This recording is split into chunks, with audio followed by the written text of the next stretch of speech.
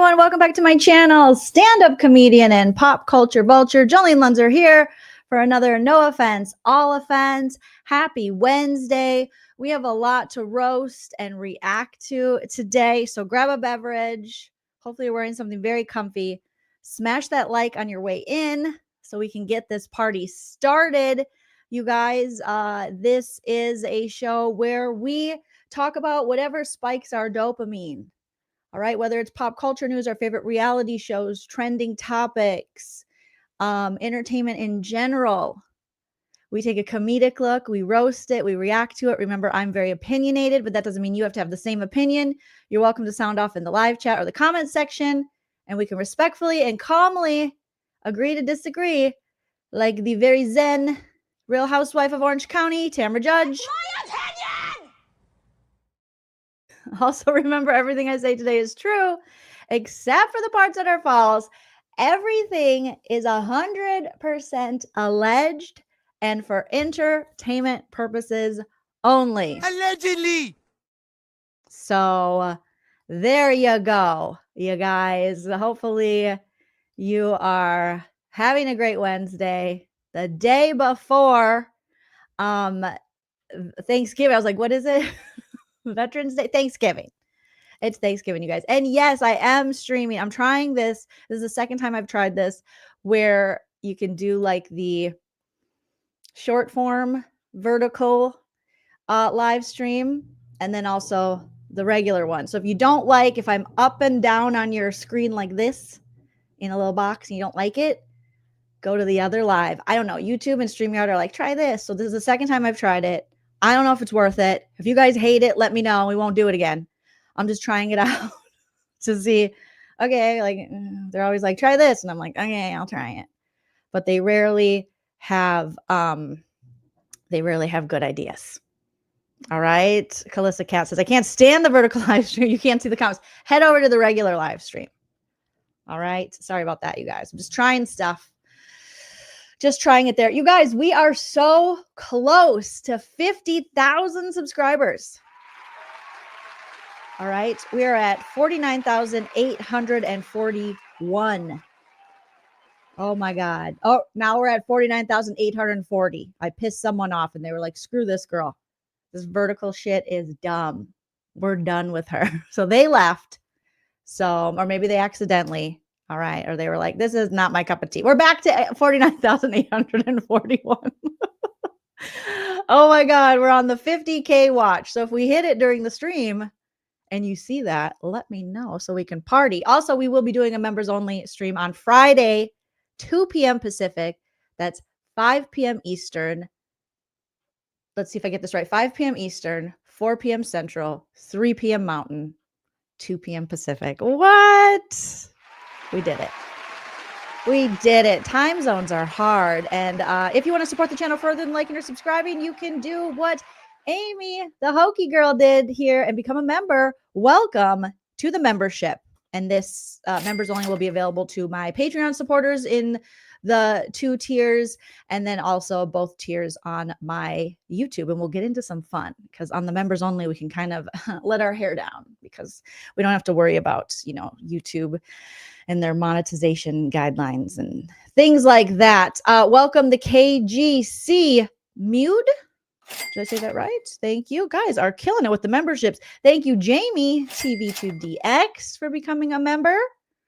Amy, you became a member twice. Make sure they didn't double charge you, girl. And oh no, they're just listing everyone 2 times. Never mind. Don't worry about it. Evelyn, thank you for the first super chat of the live. Jolene will hit 50K tonight. That would be a Thanksgiving miracle. Is that a thing?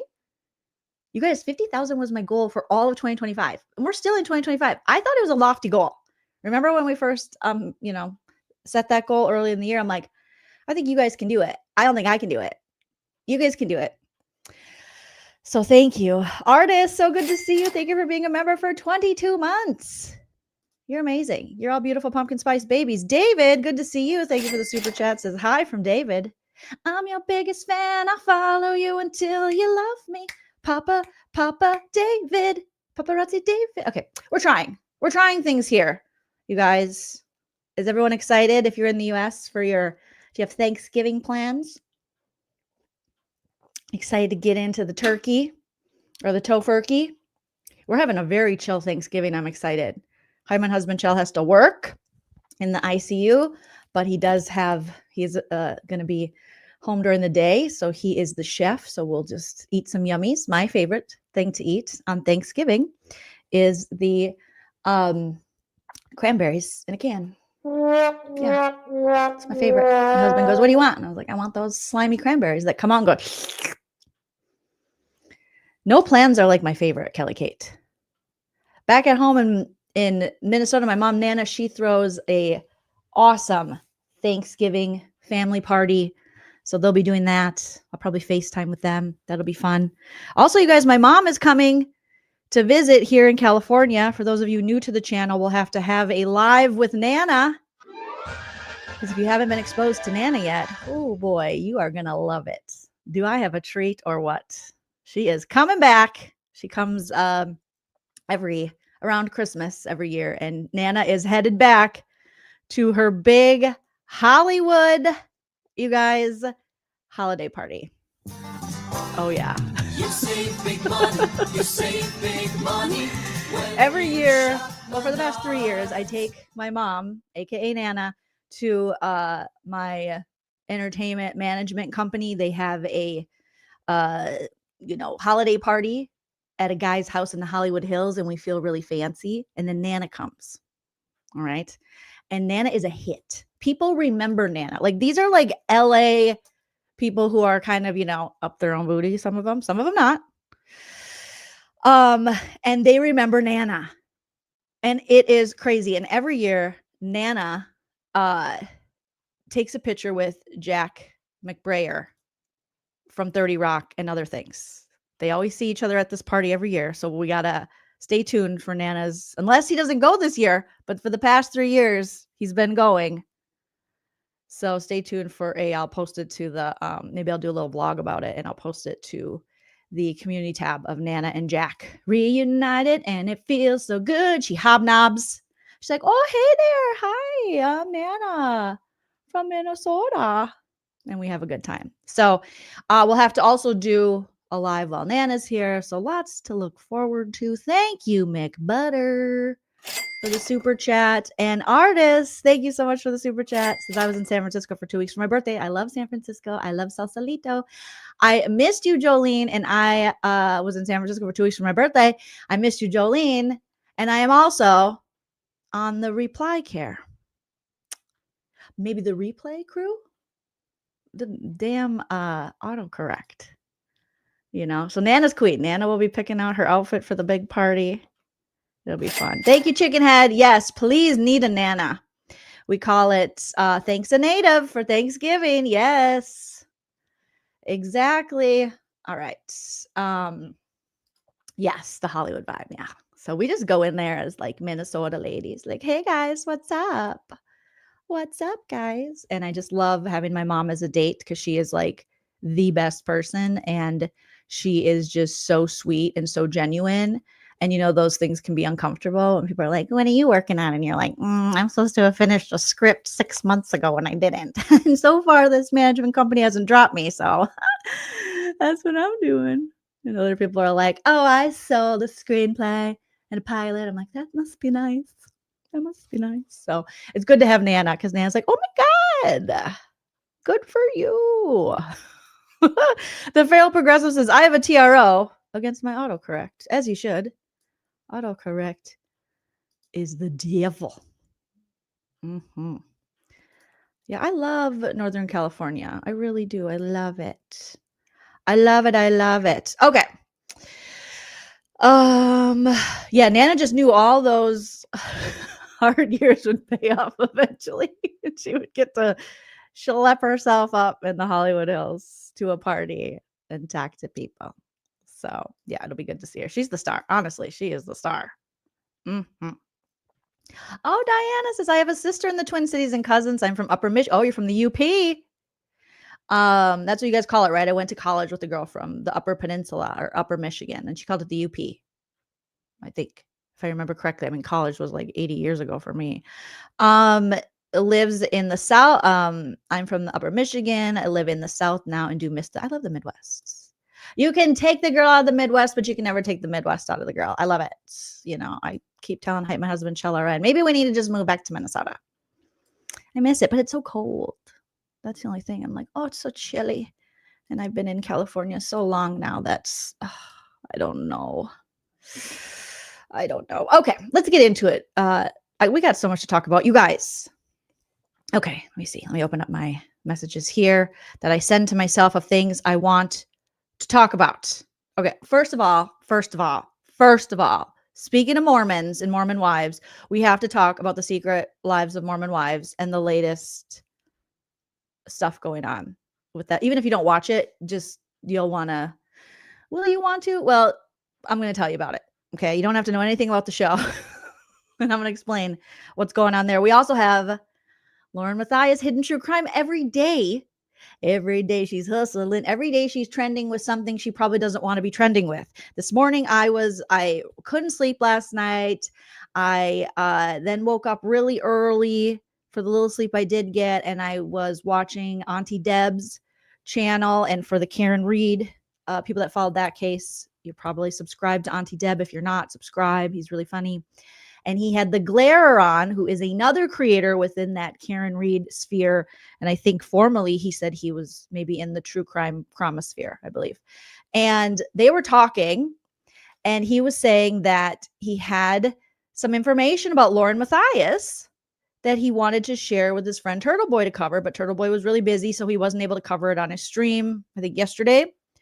But there is an allegation of plagiarism against LaurenMatthias.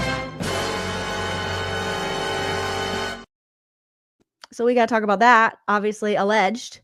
So I have the audio from the Glare, and I did see that someone, so after I was done watching it, I checked my email, and one of you beautiful lean teamers, I appreciate you guys so much, emailed me too about this and was like, turn on Auntie Deb. And I'm thinking, oh, yes, we see each other. So thank you guys. So it's just, I mean, projection at its finest. It's usually the people who are accusing other people. Remember LaurenMatthias with the Lori Hellis book and sending the link around and having to have her, proofread or whatever, whoever she had her, whatever she said. She sent, allegedly Lori Hellis's link around, got the link through a nefarious way, telling her friend, oh, I just didn't get it. Can you send it to me? And it was because Lori didn't want her to have it. And she was worried. She wanted to make sure, according to her, that, nothing was lifted from all the hard work that Lauren had done on the Daybell case. And then here we are, LaurenMatthias allegedly put out a video today, and I was watching that, where the script that she's going off of, and we'll watch the beginning of both videos, is very similar to that of Miss Annie Elise. It's inappropriate. Now, if you remember, who used to be Annie Elise's producer? I know too much about this world now, you guys. I've gotten too deep. I've fallen into the hyper-focused ADHD neurodivergent rabbit hole. Shout out to Don the Rabbit Hole News. I just have. And so Grayson, who is now, cult member, producer, nanny, basement dweller to the Hidden True Crime, LaurenMatthias and John Matthias YouTube channel, was a producer for Annie Elise previously. So some are wondering, did Grayson they needed a little video, they needed a script. Did she just lift an old script that they had for Annie Elise? And so the Glairer was talking about this because apparently somebody messaged him. Let's just listen to what the Glairer has to say about this. I recorded the audio here. So we'll just listen to the audio of him explaining this to Auntie Deb this morning. And if you want to see, I think he's going to do a separate live about this or video, but I'll put their links in the description too, so you guys can access Auntie Deb and the Glairer's channels. It's just crazy. I was like, what? The lady who says people might plagiarize her is plagiarizing? Say it ain't so. So he was explaining this morning on Auntie Deb's show. So let's take a listen. I was somebody that I was supposed to have on my channel to talk about it too. An old friend of ours. Also, I this is at like 1.5. So apologies, but that's how I watch everything. And I forgot to change it. I might have changed it to 1.25 in the middle, but let's just listen. I was somebody that I was supposed to have on my channel to talk about it too, an old friend of ours. But so while I was live yesterday, a lot of people were like, what happened to your live stream? It just cut off, blah, blah, blah. Because like I had a hot mic moment and I didn't want to have the hot mic moment on the on the Yeah, I heard the end of that. Yeah. So I thought it was not. So I got a text, a random text from somebody going, yo, like this Lauren chick just went live, and I'm telling you that shit is word for word one of Annie's scripts from 10 to Life, word for word.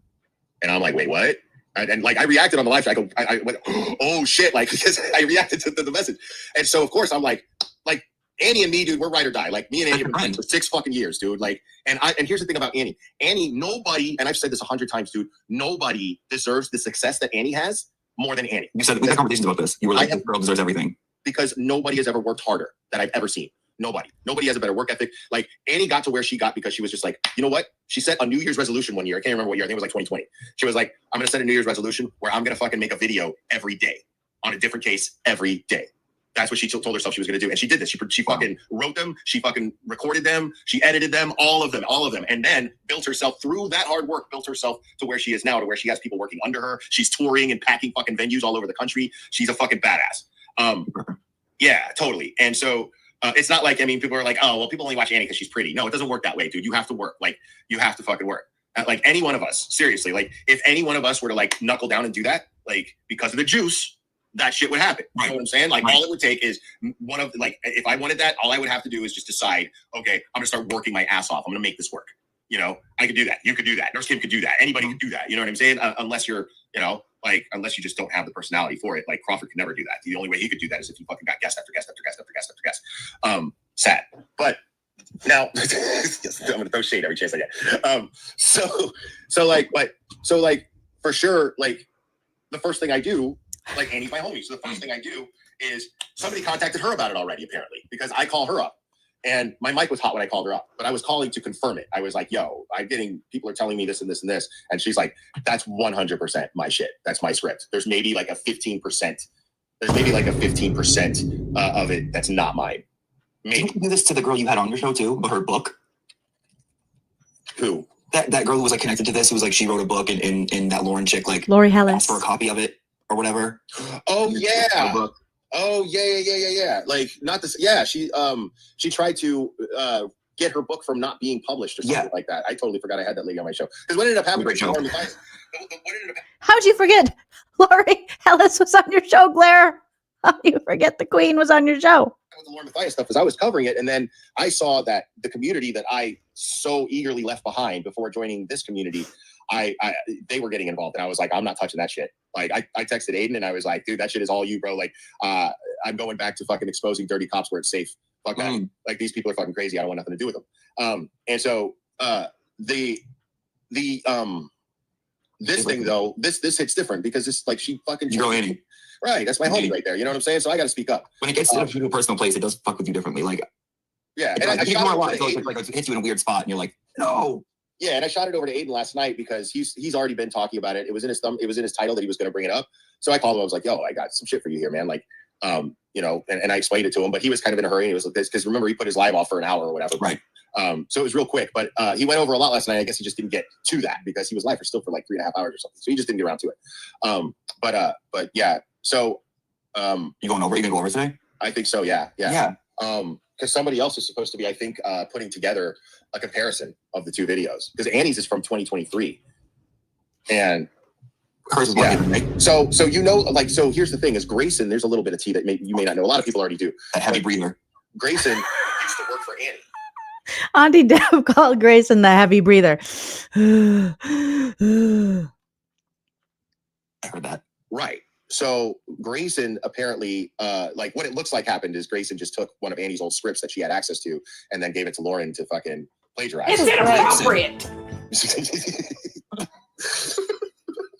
Yeah, Drago's here somewhere. I don't know. Clever, you want to say hi? Green Grapesen. Damn. Whoa, like they're dirty. Oh, no, Yeah, that's your community. No, they're not. But some people who were from that old community started like befriending the woman that Aiden had on recently. That I was somebody that I was supposed to have on my channel to talk about it too, an old friend of ours. But so while I was live yesterday, a lot of people were like, "What happened to your live stream? It just cut off." Okay, so that restarted. So apologies, Drew Solo says, I love this channel, but my only complaint is every video is sped up, and it sounds like the Micro Machines, the Micro Machine Man. I think now I understand. I was undiagnosed ADHD as a kid, but I could understand every word of the Micro Machine, and I'd be talking like the Micro Machine Man, and I was always going through all the Micro Machine Man, like, how can I talk to the Micro Machine Man? How can we talk? So now it makes sense. Now that I'm a diagnosed neurodivergent, that's why I liked him. But yes, I apologize. Sorry. I forget that not everyone is ADHD and not everyone speeds up all their stuff. So I'll try to remember. Sorry, guys. Sorry about that. So yes. So as you could hear, sped up is on Auntie Deb's channel, the glare on there talking about how he got a text message during his live and he had a hot mic moment. Because I was wondering, I was like, where did the glare's live go? Because I wanted to watch it, and then it was because he was caught on this hot mic and then talking about LaurenMatthias possibly stealing the script, just like plagiarizing allegedly Annie's script, where she talks about a crime that actually happened in Minnesota, Little Falls, Minnesota. And Annie's was, like he said, I think in 2023, and Lauren just put hers out today, I believe. Today or maybe later yesterday. So we'll look over the beginning of both. When I watched the beginning of both, I was like, oh yeah, that does look like it's pretty much exactly what Elise said. So, Lauren. So it is interesting when, like the glare said, you think about how Grayson used to be one of Annie's producers and could still have access to old scripts or things that they worked on. Now, I don't know if she was her producer in 2023, but maybe. Also, another fun fact, as I then headed over to last night, I was just doing, before I even heard about this, I was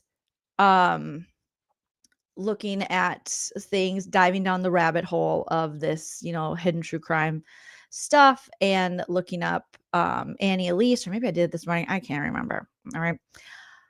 And I found out that Annie Elise's producer is Jess.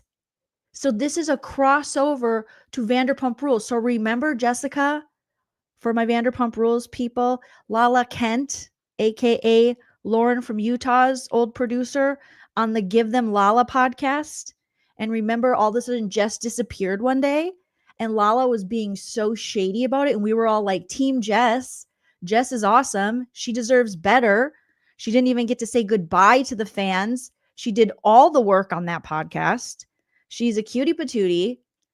So it turns out Jess went on to take a producer job with Annie Elise, leaving Lala. And so Lala felt salty, and now I get it. I mean, I think Lala should just be happy for Jess because it's definitely an upgrade. Boom.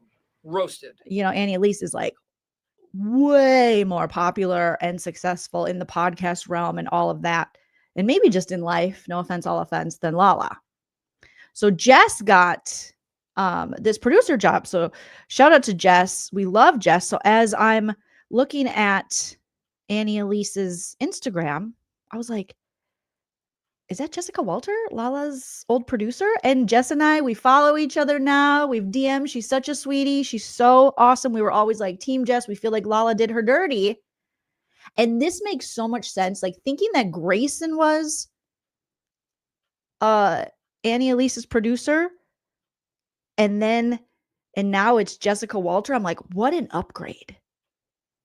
It just fits more. And if you know Jessica Walter, she is actually in this little clip I play. This one right here, when she was producing on the Give Them Lala podcast. I heard actually mixed reviews on Joleen. Oh, Joleen was excellent. What are they saying? I don't know. So maybe I have to reach out to Jessica, but it sounds like Annie Elise, from what the Glare was saying, she doesn't care. She's just like, I guess she's probably like, let LaurenMatthias have my scraps. Like, it doesn't sound like she's necessarily going to fight this or talk about it. Like, according to the Glare, she doesn't want to get into the mess. And I don't blame her, because it's a video of her from years ago. And, you know, maybe she's just like, I got my views on it.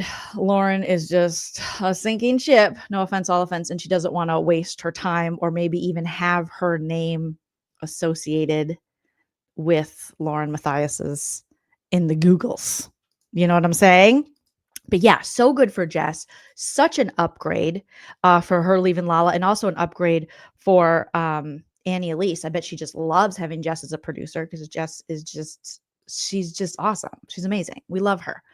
So I'm like, oh my God, all my worlds are crossing over from Bravo into this, you know, true crime craziness. And I was so happy, because I never asked Jess, or I never even, she did a podcast of her own, and it's not like we're like the bestest of friends. You know, we just follow each other and have sent nice DMs to each other, and that's it. You know, she's just a sweetie, and we cheer for her, because it sucks to see someone who works so hard and then they're done dirty by people with big egos. Another Lauren with big egos. So it wouldn't be Jessica Walter's first time dealing with a Lauren with a big ego, because Lala Kent, whose real name is Lauren, from Utah, has a huge ego, and LaurenMatthias.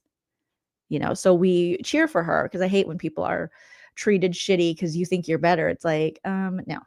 But it looks like Jess is thriving over with Annie Elise, and I love to see it. And they were at CrimeCon. I'm like, oh my God, where have I been? Not putting this together, this connection together. So anyways, let's take a look at Annie's first. We're going to go back and forth. So Annie Elise, it was the story of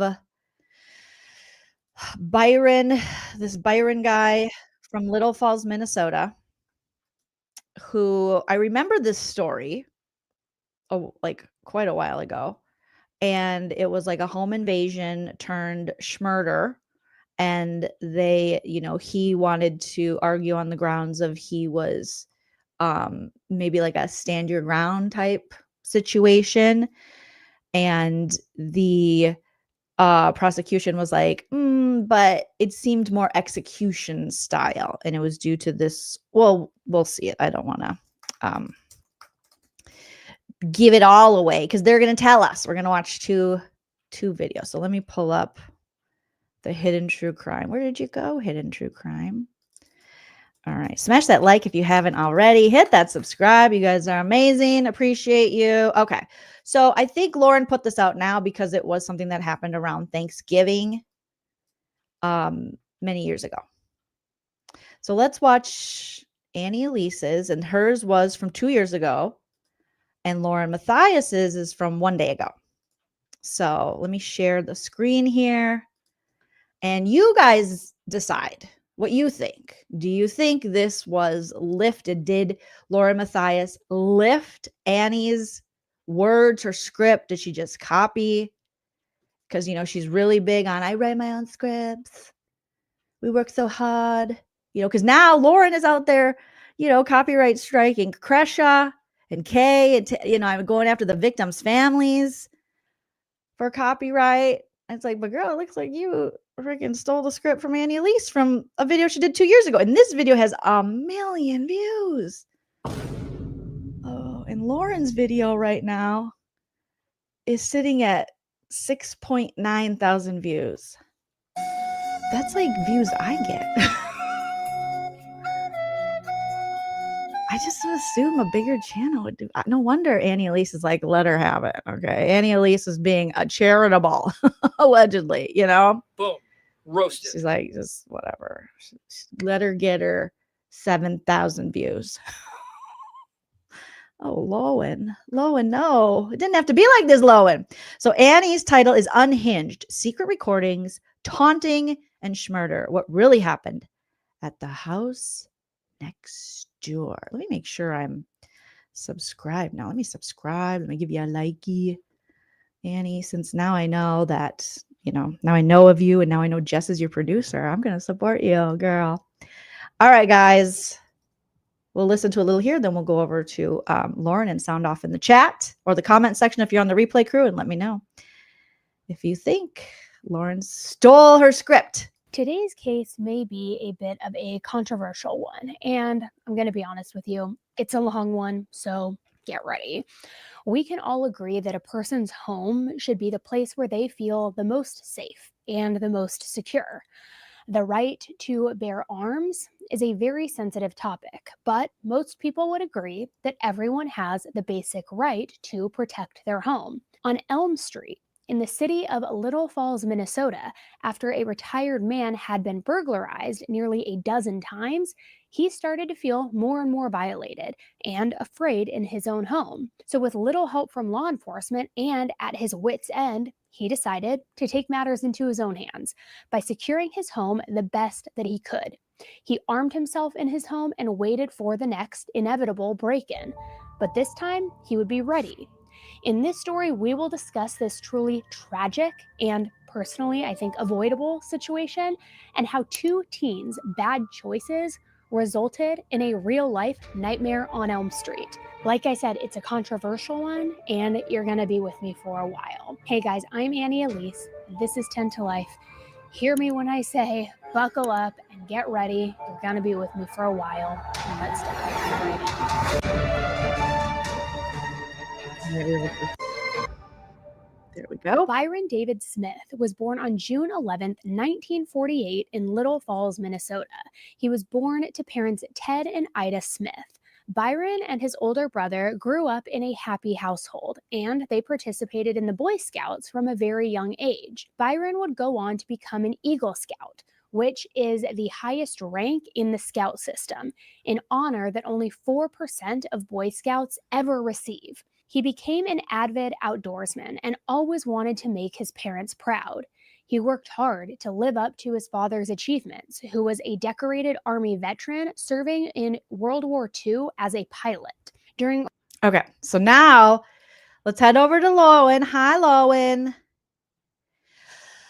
And let's see if there's some similarities. Okay, let me share Lowen here. So remember what Annie just said, if you can. Let's see, Lauren, what are you doing? What are you doing with your life, girl? Why? Why? Okay, here we go. So Lauren's video is this one. She's sitting against a wall. She loves this, being against just a blank wall or one at a hotel. And this is teen burglary turns deadly and caught on camera, self-defense or ambush. The Elm Street murders. It's inappropriate. And this, like I said, 6.9K views, 771 likes. A little different views wise. Let's see, content wise. Make us take a hard look at what people do when they're scared or angry and push us to question just how far someone should be able to go when they say they're defending their home. And few cases bring that debate into sharper focus than what happened in Little Falls, Minnesota on Thanksgiving Day. Did you call it Little Falls? Ugh, that's where Gloria Steinman lives, in Little Falls, Minnesota. It's Little Falls. So we're not reading the script correctly. Lord, why do you do this? When they say they're defending their home. And few cases bring that debate into sharper focus than what happened in Little Falls, Minnesota on Thanksgiving Day in 2000.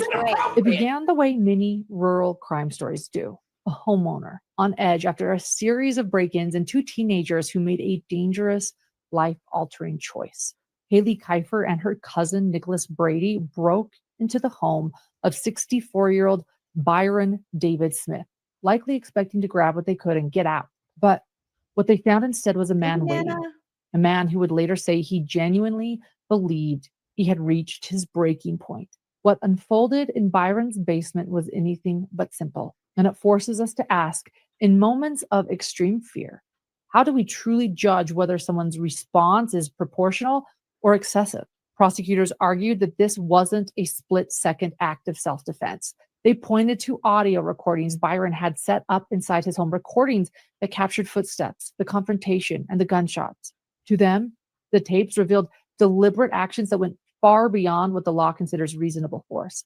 But many people see it differently. Could fear alone justify decisions that, in hindsight, seem calculated? To this day, some argue that Byron was a terrified homeowner who had been repeatedly targeted, someone who reacted after feeling abandoned by the system. They believe he did what anyone might do in that moment of fear, maybe even what they themselves would have done. And yet, the moral lines remain blurred. When does fear become justification for lethal action? Since the trial, the divide around this case has never really closed. Supporters say Byron should be freed and that his actions were justified. Critics say that recordings tell a different story. How do we reconcile legal definitions of premeditation with the instinctual drive to survive? This case isn't just about a break-in or a deadly encounter. It's about that blurry line between defending your home and going too far. It's about fear, frustration, and the split seconds where everything changes. And it's about two teenagers who made a terrible decision and a homeowner, though, whose response continues to spark debate more than a decade later. I'm LaurenMatthias, and this is Hidden True Crime, where we explore the hidden motives behind some of the most unimaginable crimes. And today we're digging into the complicated, controversial case of Byron David Smith and the questions it still raises about danger, Thank you, instinct, Tams. and what self-defense truly means. Okay, now we're getting into the meat. A home is supposed to be the one place where a person feels completely safe, a sanctuary from the outside world. In the quiet city of Little Falls, Minnesota, one retired man found that sanctuary under constant threat. Repeated burglaries, stolen possessions, and little assistance from law enforcement left him fearful in his own home. To protect himself and his property, he took extreme measures, arming himself and preparing for the next inevitable intrusion. And that intrusion on Thanksgiving 2012 would come from two local teenagers, familiar faces in the town, and to the man himself. The events that followed would divide the community, spark debates over the right to self-defense, and raise uncomfortable questions. When does preparation cross the line into premeditation? And where and when does self-protection become something far darker? Byron David Smith was born on June 11th, 1948 in Little Falls, Minnesota to Ted and Ida Smith. Byron grew up with an older brother in a household marked by stability and encouragement. Both boys were active in the Boy Scouts from an early age. Byron, he excelled in scouting, eventually achieving the rank of Eagle Scout. The lessons of discipline, responsibility, and leadership stayed with him. Throughout his life, Byron's father, Ted, was a decorated Army veteran, a man whose service in World War II left a lasting. That sounds familiar. Let's just rewind a little bit here.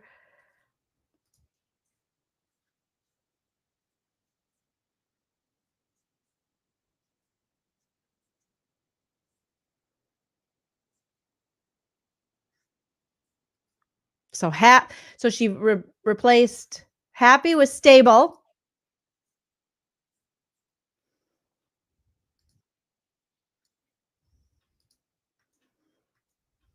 By stability and encouragement.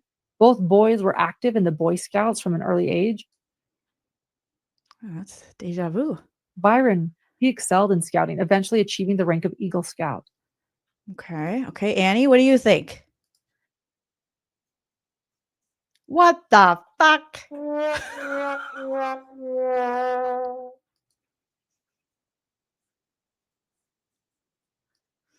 Okay, Lauren? The lessons of discipline, responsibility, and leadership stayed with him. Throughout his life, Byron's father, Ted, was a decorated Army veteran, a man whose service in World War II left a lasting mark on the family. Okay. Annie, give it to us, girl. Oh, you guys can't hear Annie. Shit, I have to switch. I'm so sorry. Oh my God. Thank you for telling me that. Okay. Oh, stupid StreamYard.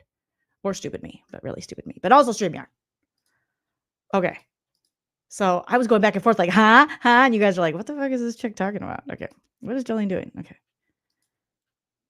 Born to parents Ted and Ida Smith, Byron and his older brother grew up in a happy household, and they participated in the Boy Scouts from a very young age. Byron would go on to become an Eagle Scout. Okay. So didn't we just hear Lauren say almost the exact same thing? That's why I was like, Okay, now we'll go to Lauren's video. Born on June 11th, 1948 in Little Falls, Minnesota to Ted and Ida Smith. Byron grew up with an older brother.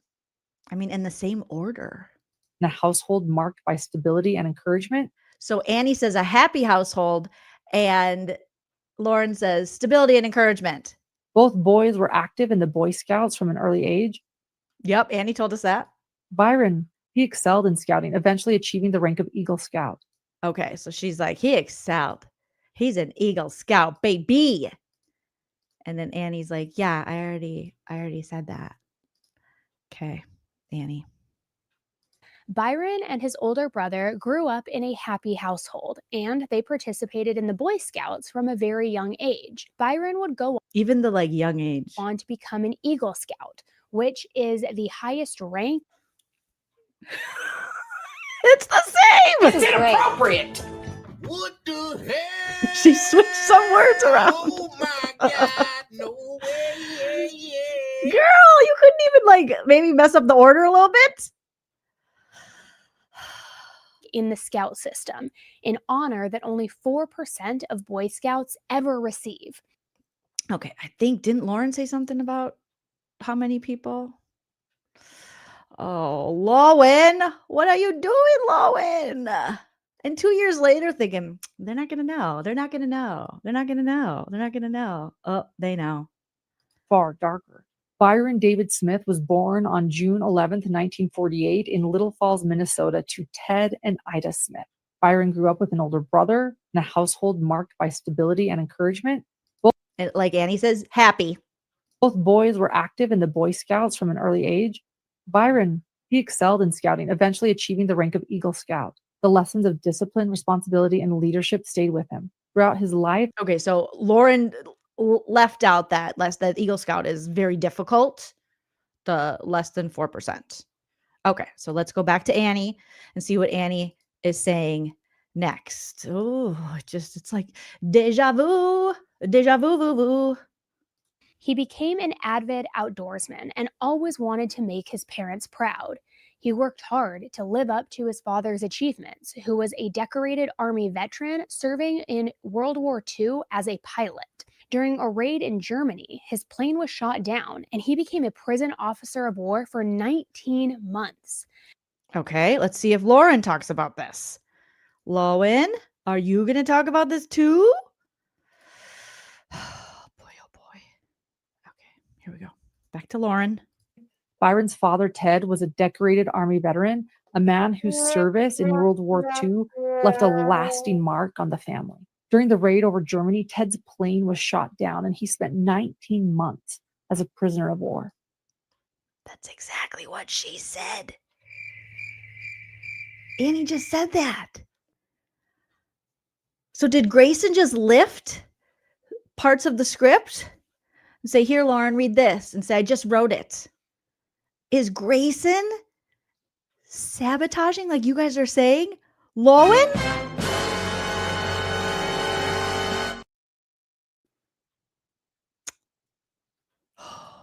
After his release, he was awarded a Rolex watch by the French government. A Rolex? Recognizing his bravery and resilience. Okay. Does Annie mention let's see if Annie mentions the Rolex. Maybe she doesn't mention the Wolex.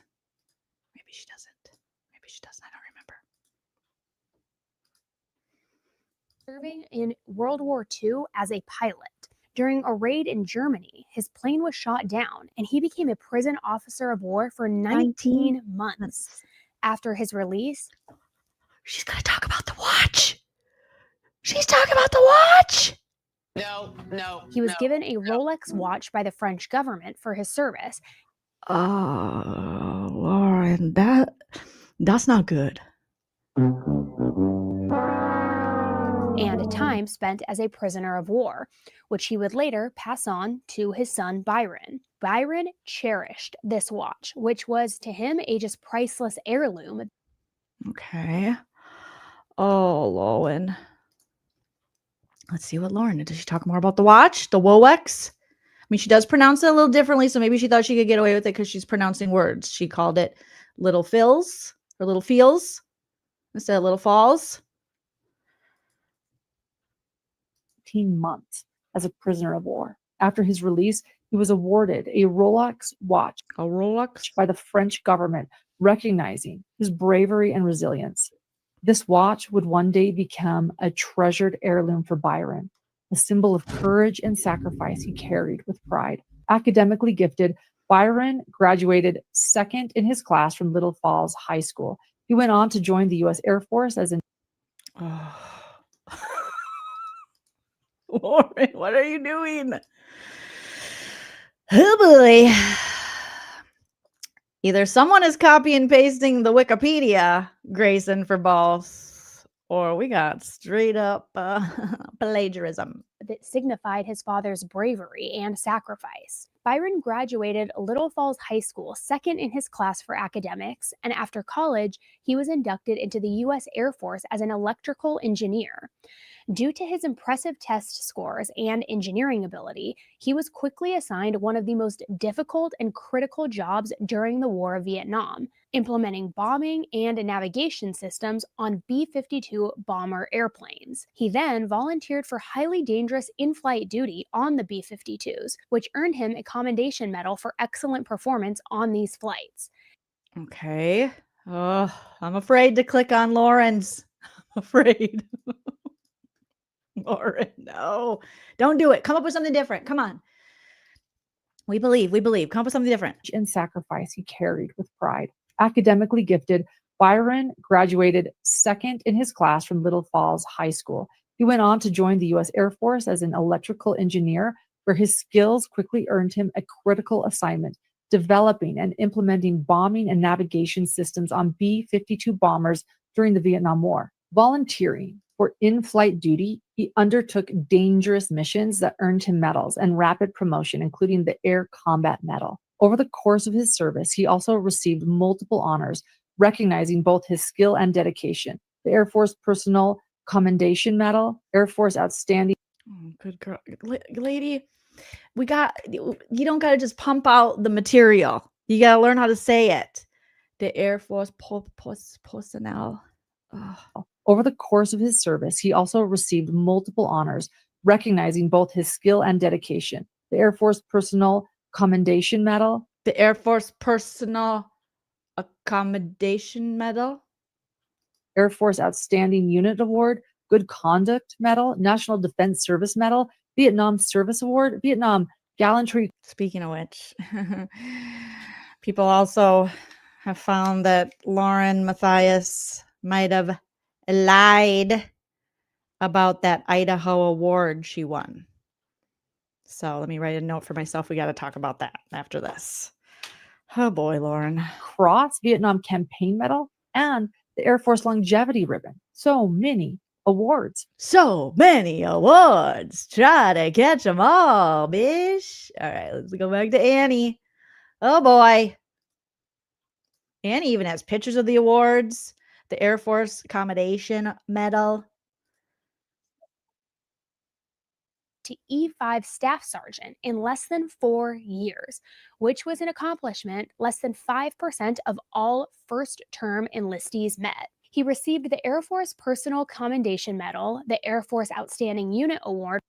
Annie says it's just like Air Force Personal Accommodation Medal. And Lauren's like, Air Force Personal Accommodation Medal.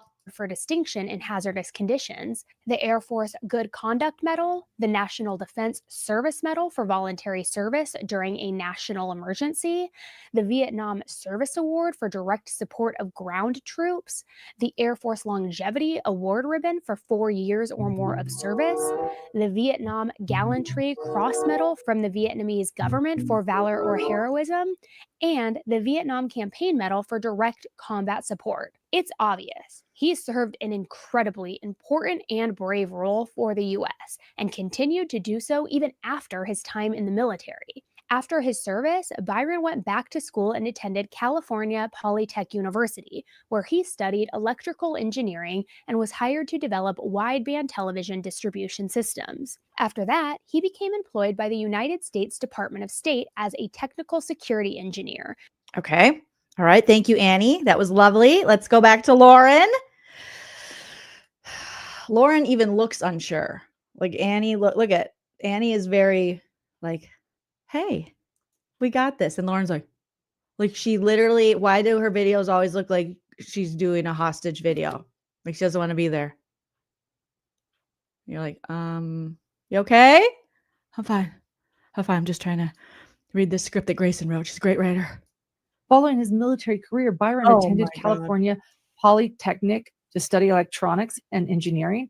He was soon employed developing wideband television distribution systems before taking a position with the U.S. Department of State as a technical security engineer. In that role, he designed and implemented security systems for U.S. embassies around the globe, managing a team of 50 staff and living in locations like Bangkok, Cairo, Moscow, Beijing, and South Africa. His workplace South Africa.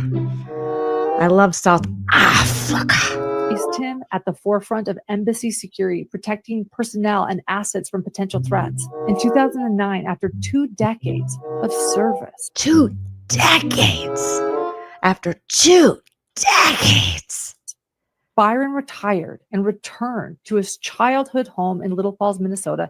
Little Fields. I liked it better when she said Little Fields. Okay, let's back to Annie, the originator of the content. Okay, Annie, give it to us. And was hired to develop wideband television distribution systems. After that, he became employed by the United States Department of State as a technical security engineer, where he would develop and implement security systems for foreign U.S. embassies around the world. He had 50 staff members who worked directly under him and had extensive responsibilities to protect the embassies from threats of terrorism. Byron was able to travel the world with this career and lived in places like Bangkok. Oh, not Bangkok. Oh, oh, oh, ah, ah. You save big money when you shop Menards. Oh my God. Annie, she's just saying what you said. Cairo, South Africa. South Africa? Moscow. Even in the same order. It'd be different if it didn't start with Bangkok. But Lauren was like, Bangkok, South Africa. And Beijing. His father, Ted, unfortunately, passed away in 1998. And after 20 years working at the State Department, he moved back to his hometown of Little Falls, Minnesota. In 2009, he retired to his home. Oh my God. Home in Little Falls, Minnesota. He retired there to live with his mother, Ida, in his childhood home. Oh, Lowen, why you do this? How are you going to sue other people for copyright and stealing your material when you are very blatantly, allegedly, stealing Annie Elise's video from 2 years ago? Bangkok. In locations like Bangkok, Cairo, Moscow, Beijing, and South Africa. His work placed him at the forefront of embassy security, protecting personnel and assets from potential threats. In 2009, after 2 decades of service, Byron retired and returned to his childhood home in Little Falls, Minnesota, moving in with his mother, Ida, following her passing 4 What? Moving in, same, exactly. The same. Not couldn't. Oh, yeah. 4 years later, he was left alone in the sprawling 16-acre property along the Mississippi River with ample land to maintain and renovate. Ample land or apple land. He devoted himself to hobbies that suited his independent nature: hunting, hiking, outdoor photography, and collecting rare antiques. Hunting, hiking, outdoor photography, and collecting rare antiques. All right. Annie? Did you say this too? Did you say this first? Let's look. I didn't think it was going to be this much. I mean, I watched a little bit of it, but I was like, yeah, certainly it's not going to be that much. But here we are. Okay, Annie, give it to us, girl. Give it to us, OG storyteller. Years working at the State Department. In 2009, he retired to his home in Little Falls, Minnesota. He retired there to live with his mother, Ida, in his childhood home. Byron was always so dedicated to his work. He never settled down and got married or had any children. So when his mother, Ida, passed away 4 years after his retirement, he was left with a lot of free time. The home he shared with his mother was on a beautiful, sprawling 16-acre piece of land with the Mississippi River directly in the back. After he inherited the home, he enjoyed doing renovation projects No, don't talk about hiking or outdoor photography or antique stuff. and various yard projects on this property. Byron was said to be a very Okay. private person, and he developed several hobbies that he could Oh do no, I thought Lauren came up with the hobbies on her own and she didn't. alone, such as hunting, hiking, and outdoor photography. In the same order, Lauren? Antiquing? One of his most prized possessions was a $6,000 In the same order, Lauren? You couldn't even mix it up. Instead of you have to lead with hunting, you could be like outdoor photography, hiking, hunting. But no. Lauren was like, I'm just gonna say the same thing. I'm just gonna say the same thing. Ample land to maintain and renovate. He devoted himself to hobbies that suited his independent nature: hunting, hiking, outdoor photography, and collecting rare antiques. One of his most prized possessions was a $6,000 Nikon camera used to capture Minnesota's wildlife and scenery. Though private by nature, Byron was well liked in his community. He formed close friendships with neighbors John and Kathy Lang. And I think Annie's gonna tell us about. I think Annie's gonna tell us about the freaking camera. You guys are pretty sure she's going to. Let's get back to Brad Pitt. All right, Annie. Come back, lady. Come back, lady. hobbies that he could do alone, such as hunting, hiking, and outdoor photography. One of his most prized possessions was a $6,000 professional Nikon D800 camera, which he used to photograph the wildlife and scenery of Minnesota. That's exactly, Lauren, that is exactly what you just said, what Annie said 2 years ago. Another one of his hobbies was collecting rare antique items. I thought maybe Lauren had the rare antique items. Maybe. Nope. It's inappropriate. Annie said it first. And he would often go out of town to antique shops hoping to add to his unique collection that he had gathered. Even though Byron enjoyed his privacy, he also was well liked in the community and good friends with several of his neighbors, primarily. Oh my God. Oh my God. Whoa and no. Lauren.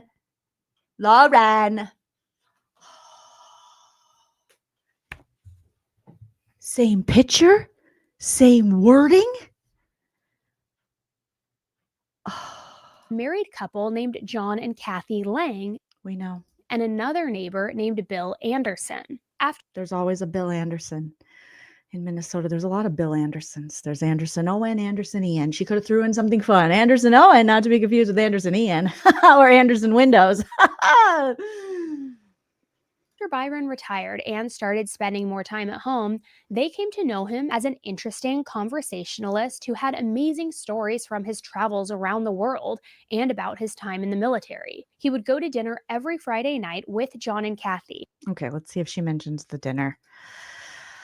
Lauren, I can't believe you need to pull back all of your copyright strikes, all of your cease and desist, you apologize to Lori Hellis for even thinking she would plagiarize when you are clearly plagiarizing here from the looks of it.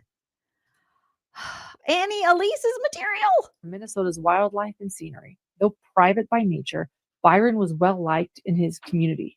He formed close friendships with neighbors John and Kathy Lang. And Bill Anderson. He enjoyed hosting dinner with the Langs on Fridays and even allowed their son's band to practice in his garage. Passionate about youth mentorship, he volunteered with the local Boy Scouts, tutored in science and math, and judged science fairs. He had a quiet, fulfilling life dedicated to work, hobbies, and giving back to his community. In 2011. Okay. All right. Annie, Did you talk about this? The helping the peoples? The helping the dilated peoples? Did you tell us this, Annie? And Annie, what a good person. She's like, yeah, I'm not really going to do anything to her, allegedly. And he even allowed their son's band to play in a garage on his 16-acre property. Since they had nowhere else to practice, he offered his space up to them. That's what Lauren said. Down to the letting the sons practice their band. Byron was very passionate too about mentoring the youth of Little Falls, and he became very involved with the local Boy Scouts, tutoring science and math, and working as a judge for science fairs. Byron enjoyed his peaceful life and did his best to give back to the community and assist others whenever he could. Just a gentle man in this community who didn't have a family of his own, wanted to pay it forward, offer his expertise and knowledge, and really just involve himself and help out wherever he could. In 2011, Byron came across a group of boys who looked like they could use some of that guidance, and he offered to pay them to do various odd jobs, mostly yard work on his property during the summer while they were out of school. He paid them very well, and after showing them what needed to be done, he'd usually leave them to do it without micromanaging them. Byron would be off on the property working on something else somewhere else, while the boys would either be chopping wood, mow the lawn, moved various things on the property around for him, did some painting, etc. He'd even cook for the boys on occasion. Okay, Lauren, you couldn't have said this stuff, right, Lauren? Come on. Come on, Lauren. Come up with something different. Add some good details that aren't Annie's ideas and script. Come on, Lauren. Come on, copyright striker. In science and math and judge science fairs. He had a quiet, fulfilling life dedicated to work, hobbies, and giving back to his community. In 2011, Byron noticed a group of local boys who seemed to need guidance. Seeing an opportunity to help, he offered them summer work on his property. Odd jobs, yard work, painting, moving wood, or general maintenance. He paid well, gave them autonomy, and even cooked for them at times. And for the boys, it was a Instead mix of leaving them alone, she changed it to gave them autonomy. Not trusted them on their own, but gave them autonomy. of earning money, spending time outdoors, and hearing Byron's fascinating stories of military service and world travel. Over time, however, Byron began to notice small items disappearing or being damaged. Initially, he chalked it up to forgetfulness, but with his meticulous attention to detail, he had always tracked. Lauren, you need a meticulous attention to detail. Is this going to be the end for Palm Puppy Grayson? Do you guys think Lauren even knows? She's basically repeating word for word an Annie Elise script from a video 2 years ago and pawned it off yesterday as an original work of her own. Every receipt, warranty, and document. The pattern became concerning. Okay, back to the OG, Annie. Oh, Annie. This lady is stealing your shit, girl. I heard you got robbed. You got robbed by LaurenMatthias. She is robbing people out here and then accusing people of robbing her. No one can steal from Lauren if this is what she does. If she just steals from other people, technically, then people are stealing from other people and not Lauren.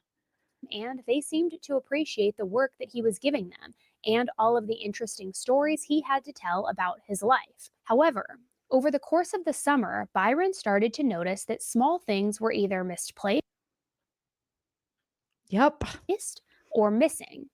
And at first, he chalked it up to him just not remembering what he had done with the items. That's, oh my God, that's too on the nose, Lauren. So she's like, I just chalked it up to him not remembering. Oh, Lauren. To forgetfulness, but service and world travel. Over time, however, Byron began to notice small items disappearing or being damaged. Initially, he chalked it up to forgetfulness. Lauren,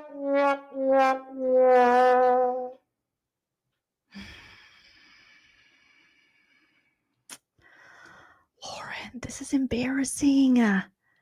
Annie. Girl, she ganked your stuff. She ganked your material, your script, your words. However, this wasn't really too likely because Byron placed or missing. And at first, he chalked it up to him just not remembering what he had done with the items. However, this wasn't really too likely because Byron spent years in his career paying attention to very small details. Would you say it was meticulous? So yeah, it looks like what the feral progressive was saying is that Grayson just went in and was like, yeah, let's look up the source. What's another word we can use for meticulous? Or for this? Okay, meticulous. Okay. Autonomy, meticulous. We'll throw those words in. No one will know. No one will know. And he was the type of person who itemized everything he owned, keeping every receipt, every pamphlet, and warranty. So he would be meticulous. Organized and accounted for. Slowly, the number of things that were missing and things moved around in his home started to concern him, and some of his expensive lawn equipment even started to get damaged. It seemed like the boys were beginning to take advantage of Byron's trust and generosity, and he decided that since summer was almost over, he just wouldn't have them back next year to work. Between 2011. Okay. Now let's see with Lauren. Lauren, tell us what we just heard. Okay, Lauren, but in your Lauren way. But with his meticulous attention to detail, he had always tracked every receipt, warranty, and document. The pattern became concerning. Expensive lawn equipment was damaged. Items Inappropriate. were missing. It became clear that the boys were taking advantage of his trust. When the summer ended, Byron decided not to bring them back the following. Lauren, this is crazy. You take that lawsuit against Kresha back right now. Under Kresha, you take that back. You take it back. You leave them alone. You're a thief, lady. We're seeing it right here in 4K. You take back these lawsuits. You stop your cease and desist. Okay? And you get a hold of yourself. Quit accusing people of doing shit you're doing. Oh my God. Joanne, thank you so much for becoming a member. Oh my God, Lauren, this is ridiculous. These small betrayals of trust seemingly set the stage for what would happen next. During this time, Little Falls itself was changing. Between 2011 and 2012, locals reported a sharp rise in petty crime and substance use, particularly among teenagers. The quiet town was seeing teens engaging in vandalism, partying, and other risky behaviors. Nicholas, or party, another risky behavior. Speak for yourself. It's inappropriate. It's like a good party. You guys make sure you send this to Under Kresha. Send this to Kresha. Give this to Kresha's lawyers to show that LaurenMatthias has no ground to stand. She is the one, Your Honor. Objection. Judge Joleen is coming in. She is the one, Your Honor, who has a history of plagiarism and stealing copywritten material, not Under Kresha. Under Kresha merely played a video that her mother and father were featured in about the tragedy that happened to her family that LaurenMatthias and her weird husband with the tight Fitbit benefited from. They didn't even play the audio, and they gave commentary over it. Meanwhile, LaurenMatthias is over here just recycling other people's scripts. 2 years later, objection, no, overruled, let her speak. Thank you. Thank you. Therefore, I ask that you throw away this frivolous lawsuit, this horrible use of the judicial system, this online bullying, and you set Kresha free from LaurenMatthias, John Matthias, his old lady reading glasses, their Brad Pitt references, and their Botoxed eyebrows. Thank you. Amen. And God bless America. Objection. Overruled. Let her, thank you. Let me speak. Let me speak. Lauren. Oh my God. Kresha, I could represent you in court. Now, I don't technically have a law license. I've never technically went to law school, taken the bar. But I am creative. Okay? Copyright, more like copy wrong. Objection, overruled. Let her, thank you. Let me speak. Cindy Licious, copy wrong. This isn't a case of copyright. This is a case of copy wrong. And LaurenMatthias and Matthias have gotten it so wrong. The projection is dripping off Matthias's fragile male ego. Okay? Make them pay for their sins. Don't make Under Crusher pay for something she did not do. You cannot silence people. Lord, okay, stop it, Joleen. Stop it. I can't stop. Can't stop, won't stop. Oh my God. Oh my God. Okay. Let's get back. So Lauren's talking about the party and she's like, these kids are partying. These kids are having a little bit of fun. Have a little fun in the sun. Meanwhile, Annie already told this story 2 years ago. And in 2012, there seemed to be a huge uptick in crime around the once quiet and safe town of Little Falls, Lauren, Minnesota. you stole that. People who lived there said that there started to become a serious substance use problem as well. Lauren, you stole that too.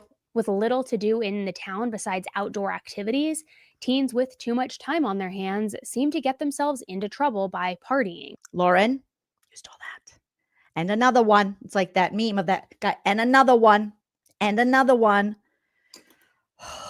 Vandalizing and committing small petty crimes. However, one Little Falls teenager, Nicholas Brady, usually kept himself busy working for his dad's tree trimming business and doing yard work in the summer. Nicholas was born on March 21st, 1995, to parents Jason and Kimberly Brady. Jason and Kimberly were a little rough around the edges, I'd say so, and had their fair share of run-ins with the law for substance possession and other minor crimes. Jason was in and out of jail quite a bit, and Nick and his two older sisters would spend a lot of time with their grandparents, who had a more stable household to provide for them. Nick's grandparents always made sure to take the kids to church and tried to keep the kids in extracurricular activities to avoid them getting caught up in some trouble. Okay, well, Lauren, we're going to go back to you. I don't want to, but we have to, Lauren.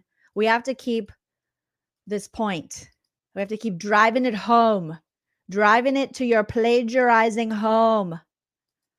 Nick Brady was born March 21st, 1995, stayed relatively busy with his father's tree trimming business and other yard work during the summers, and despite his family's struggles, his parents, Jason and Kimberly, had multiple run-ins with the law. You even used the same fucking pictures. There's not more pictures of them?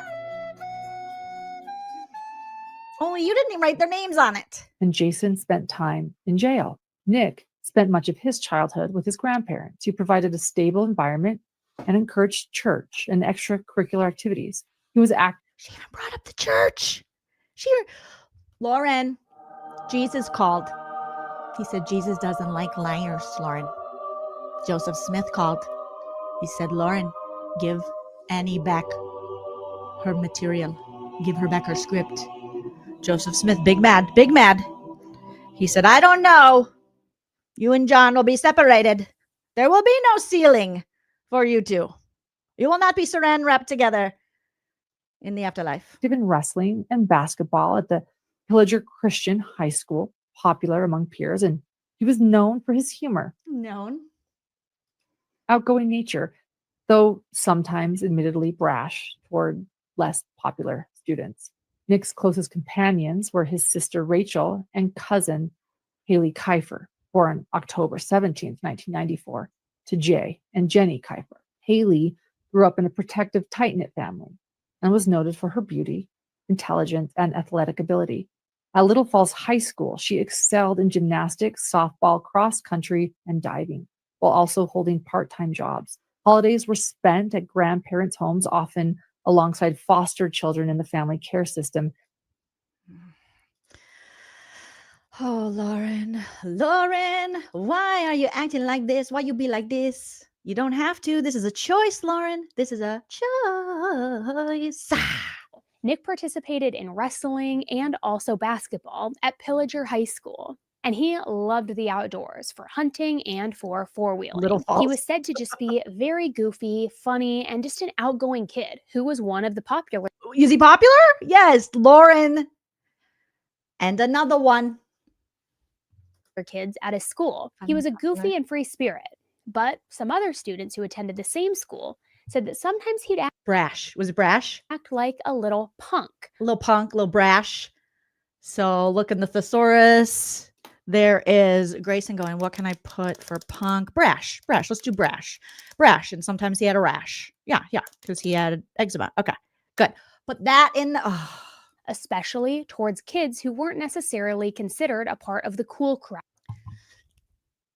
And another one. And then it wasn't just like a little bit. You took the whole script, lady. Or the in crowd, kind of a little bully-like behavior. Nick was very close to his sister. Same picture. I don't have any phones now. Same picture. Rachel, and one of their cousins, 18-year-old. Can you imagine if 2020 and Dateline did the exact same scripts? Oh, they would be on the horn with each other. Whoever did it first would be like, excuse me? Hi. Yeah. Did you steal our material? That's called plagiarism and theft. This is copywritten, so don't copy me. I know they say imitation is the highest form of flattery, but not this way, Lauren. And especially, maybe we could have a little grace for you. Maybe if you weren't currently suing people for copyright and accusing them of stealing your material and your scripts that you say you work so hard to write. But yeah, yesterday you posted a video where it doesn't look like you worked very hard to write the script because Annie Elise wrote it 2 years ago. Haley Kiefer. The three of them were said to I'm yelling, Lauren. You're making me yell. be peas in a pod and spent so much time together ever since they were babies. Haley was born on October 17th, 1994. She was born to parents Jay and Jenny Kiefer. She had a very protective older brother named Dylan, and they were known to be a very tight-knit family. Haley was said to be very pretty. Same picture. Very pretty. Popular, smart, and athletic, just like her cousin Nick. She attended Little Falls High School and did she do diving and cross or country or softball or whatever? Was on the gymnastics team, the softball team, and participated in diving and cross country. She always maintained a job, at times working at both a local KFC and a Pizza Ranch restaurant, and even the local movie theater. Lauren, it's finger licking plagiarism. Lauren.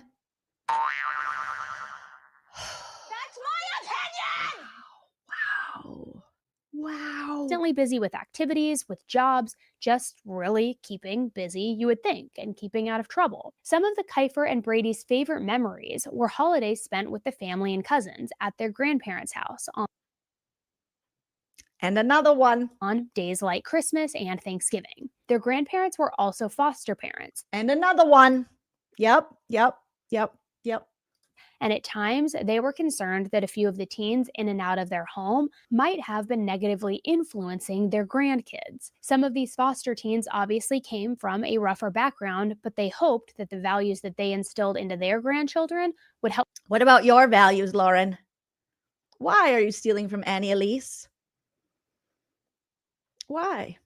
With them make Grayson, why are you doing this, Pom Puppy? Pom Puppy Grayson, what's going on? Why would you do this? Why would you be a thief? And then feel like you need your fact checker to look over Lori Hellis's book and get her link in a nefarious way. Yes, I'm sure Long Crime is very jealous of this. Good choices, regardless of what the other kids may have been doing or bringing into the home as far as learned behavior or learned habits. Well, in the summer of 2011, Nicholas had started hanging out with some boys named Jesse and Cody. He met them through school, and they wouldn't have been considered necessarily good influences. For whatever reason, maybe boredom or just wanting a thrill, the group, including his cousin Haley and sister Rachel, started vandalizing and spray painting public property, like in the park and even traffic signs. They were also getting heavily into partying at night, experimenting with alcohol and various types of substances. All right, Lauren. I know what the answer is going to be, but let's check in with you and see if you have any original thoughts you could string together for us, Wowen. Giving the cousins lessons in values, compassion, and resilience, even amidst negative influences. During the summer of 2011, That's exactly what Annie said. And another one. Nick began spending time with friends Jesse and Cody, peers who were considered bad influences. And another one. The group included Nick, Haley, and Rachel. They engaged in vandalism, spray painting public. And another one, and another one, and another one. You could have said huffing. I'm sure if there was spray painting, there was huffing. Okay, it kind of goes hand in hand. Not that I would know. Not that I would know. I've just seen that episode of Intervention. I feel like I'm walking on sunshine. There's probably huffing. Property and experimenting with alcohol and other substances. Other substances. And another one. Concerned for their trajectory, Byron reached out, offering work on his property. Nick, Jesse, and Cody, they accepted the offer, learning from Byron and enjoying his company. Yet, the boys also began exploiting his trust, stealing items that could be pawned for money to fund their parties, damage to equipment, skipped not fund their parties, tasks, and subtle deceit became apparent. Subtle deceit became apparent. Like here, Lauren, when you are deceiving your audience to believe that you wrote this script and these are your original ideas. Okay? I should be able to play your entire video with even no commentary and you wouldn't be able to strike me. Only Annie Elise would be able to because it's her work you have allegedly stolen. One man took notice of them and thought he could help these kids get back on track by offering them to work on his land. Was it Byron? Sound familiar? Byron Smith decided to ask the boys if they would like to come and do those odd jobs and yard work for him. And Nicholas and his buddies Cody and Jesse accepted the offer. Over the course of the summer, they learned a lot about Byron from the stories that he would tell them and just by regularly being in and out of the house. It became obvious that Byron had a lot of nice things, and the boys started taking advantage of Byron's kindness and trust by stealing little things here and there. And if another it was one. something that they could sell, they would take it to pawn shops for money to buy alcohol or substances for their weekly parties. It didn't seem like Byron's attempt. That's exactly like using the money to fund their parties, using the money to buy alcohol and stuff for their parties, for their partying. I mean, right? It's like, it just gets worse. It just gets worse. To keep the boys out of trouble was going very well and working. And even though they'd act nice and appreciative to his face, it's clear that they were just using him to make money, whether it was through working for him and earning the money or not. They started to slack off with the jobs that he asked them to do, and they even damaged some of his expensive lawn equipment, like a tractor, while they were just goofing off with it. But he was paying them good money for not a lot of work, and the guys got to hang out together while making a buck, and then choosing to pocket things when they could for even a bigger profit. Lauren, this is so bad. This is so bad. You're a hypocrite. What are you doing, lady? There's not enough fuzzy, half-zipped sweaters in the world to get you out of this one. Byron's generosity was being taken advantage of. And by the time school resumed, the partying had not slowed. Haley's substance issues escalated, driven more by the desire to feel high than attachment to a specific substance. Nick similarly engaged, though to a slightly lesser extent. Legally, their actions were minor, a shoplifting incident for Haley and general teenage experimentation. Families remained hopeful, seeing them as normal adolescents, testing boundaries, right? But others, especially older residents, worried that the teens were running amok in town, frustrated by what they perceived as lenient oversight by parents and authorities. As the 2011-2012 school year drew to a close, Nicholas, again, Nick, Brady, and his friends, Jesse and Cody, they were already looking forward to summer, specifically summer work with Byron Smith. And after a season of odd jobs, yard work, and secretly stealing items to pawn for cash, the boys felt they had successfully pulled one over on an elderly man. To them, Byron was forgetful, generous, and most importantly, naive. They believed he was someone they could easily manipulate again. So when the summer of 2012 finally arrived, the boys returned to Byron's property with expectations high. They anticipated more projects, more pay, and most importantly, more opportunities to profit the treasures they could find. But Byron, he had no intentions of repeating the previous summer's mistakes. Without fanfare or anger, he told the boys he didn't need their help this year.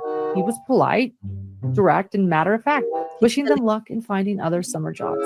But the rejection struck the The rejection. See, she perked up. She's like, I know all about that. The rejection. boy's heart. They were stealing. They were stealing, guys. They weren't stealing. They were stealing. All right. And if you've never had anything stealing from you, then you don't know what LaurenMatthias is talking about. When summer ended and the kids went back to school, it didn't seem like their partying slowed down at all. Haley was said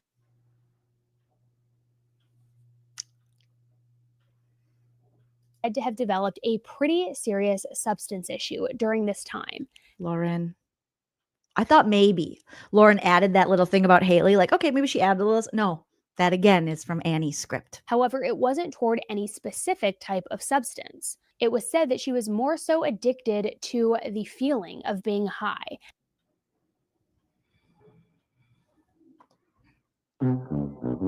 And would really use anything and everything that she could get her hands on. The same was true for Nicholas, although to maybe a slightly lesser extent. Even though the partying was definitely becoming an issue, their families still considered them to be good kids. They didn't get into any major trouble with the law other than one shoplifting incident for Haley. They kept on track with school and just seemed like they were doing normal teenage stuff, and that all of the rebelling behavior was just a phase. At least their parents hoped so. Others, especially retired-aged people, felt more like the teens in Little Falls. Lauren said that too. You stole that too, Lauren. Were running rampant and getting away with all sorts of mischief around the town, and they wished that the police or their parents would rein them in on a tighter leash, so to speak. And Toward another the end one. of the school year, Nick and his friends, Cody and Jesse, had been talking about how they couldn't wait to go back and work for Byron Smith again that summer. They were ready to get back to their treasure trove of items to pawn for money, and they really felt like they had pulled the wool over Byron's eyes the summer before. Since Byron never had confronted them about the items that had gone missing, they figured that he was just an old, forgetful old man and someone that they could easily. That's exactly. Lauren used that. Oh my gosh. Lauren.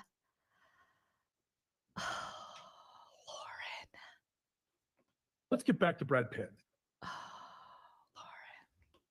Lauren. Easily, definitely manipulate. So when the summer of 2012 finally rolled around, the boys showed up to Byron's expecting to get to work for him on any of the projects that he'd had And he for them to said, do. No, no, no. They thought he would be happy to see them again and for the help again, but that didn't turn out to be the case. Without telling them why, Byron simply said he didn't need their help this year and wished them a happy summer and good luck with their future. He wasn't rude.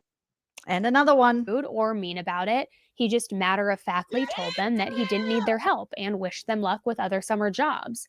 It's been said that this was a pretty big blow to the boys' ego, and they were upset that their big plans had been quickly shut down. Regardless, Byron didn't want to make the same mistake he did last year by trusting kids who clearly had no respect, honesty, or boundaries.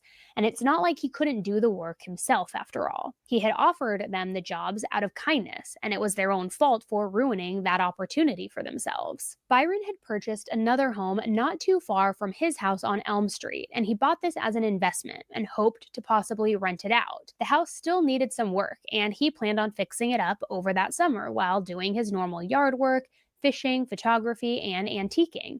However, one day, when he went over to do some work at the rental house, he walked in to find the entire thing completely destroyed from vandalism. There was spray paint all over the walls, the carpet, and the marble countertops. All right, Lauren. What say you, Lauren? The alleged I'll just say alleged plagiarizer, in my opinion. Their plans, built on entitlement and past successes, were suddenly shut down. Yet, from Byron's perspective, it was simple logic. He could complete the work himself, and he would not trust those who had already shown a lack of respect and boundaries, taken advantage of him. His generosity had been exploited. He wasn't going to let it happen again. The holidays are here. Oh, now she got to add, like she has product placement. This is a promotion. You know what's crazy is she has the Honey Love. I got to hit them up because I wear Honey Love bras. They're my favorite. Okay.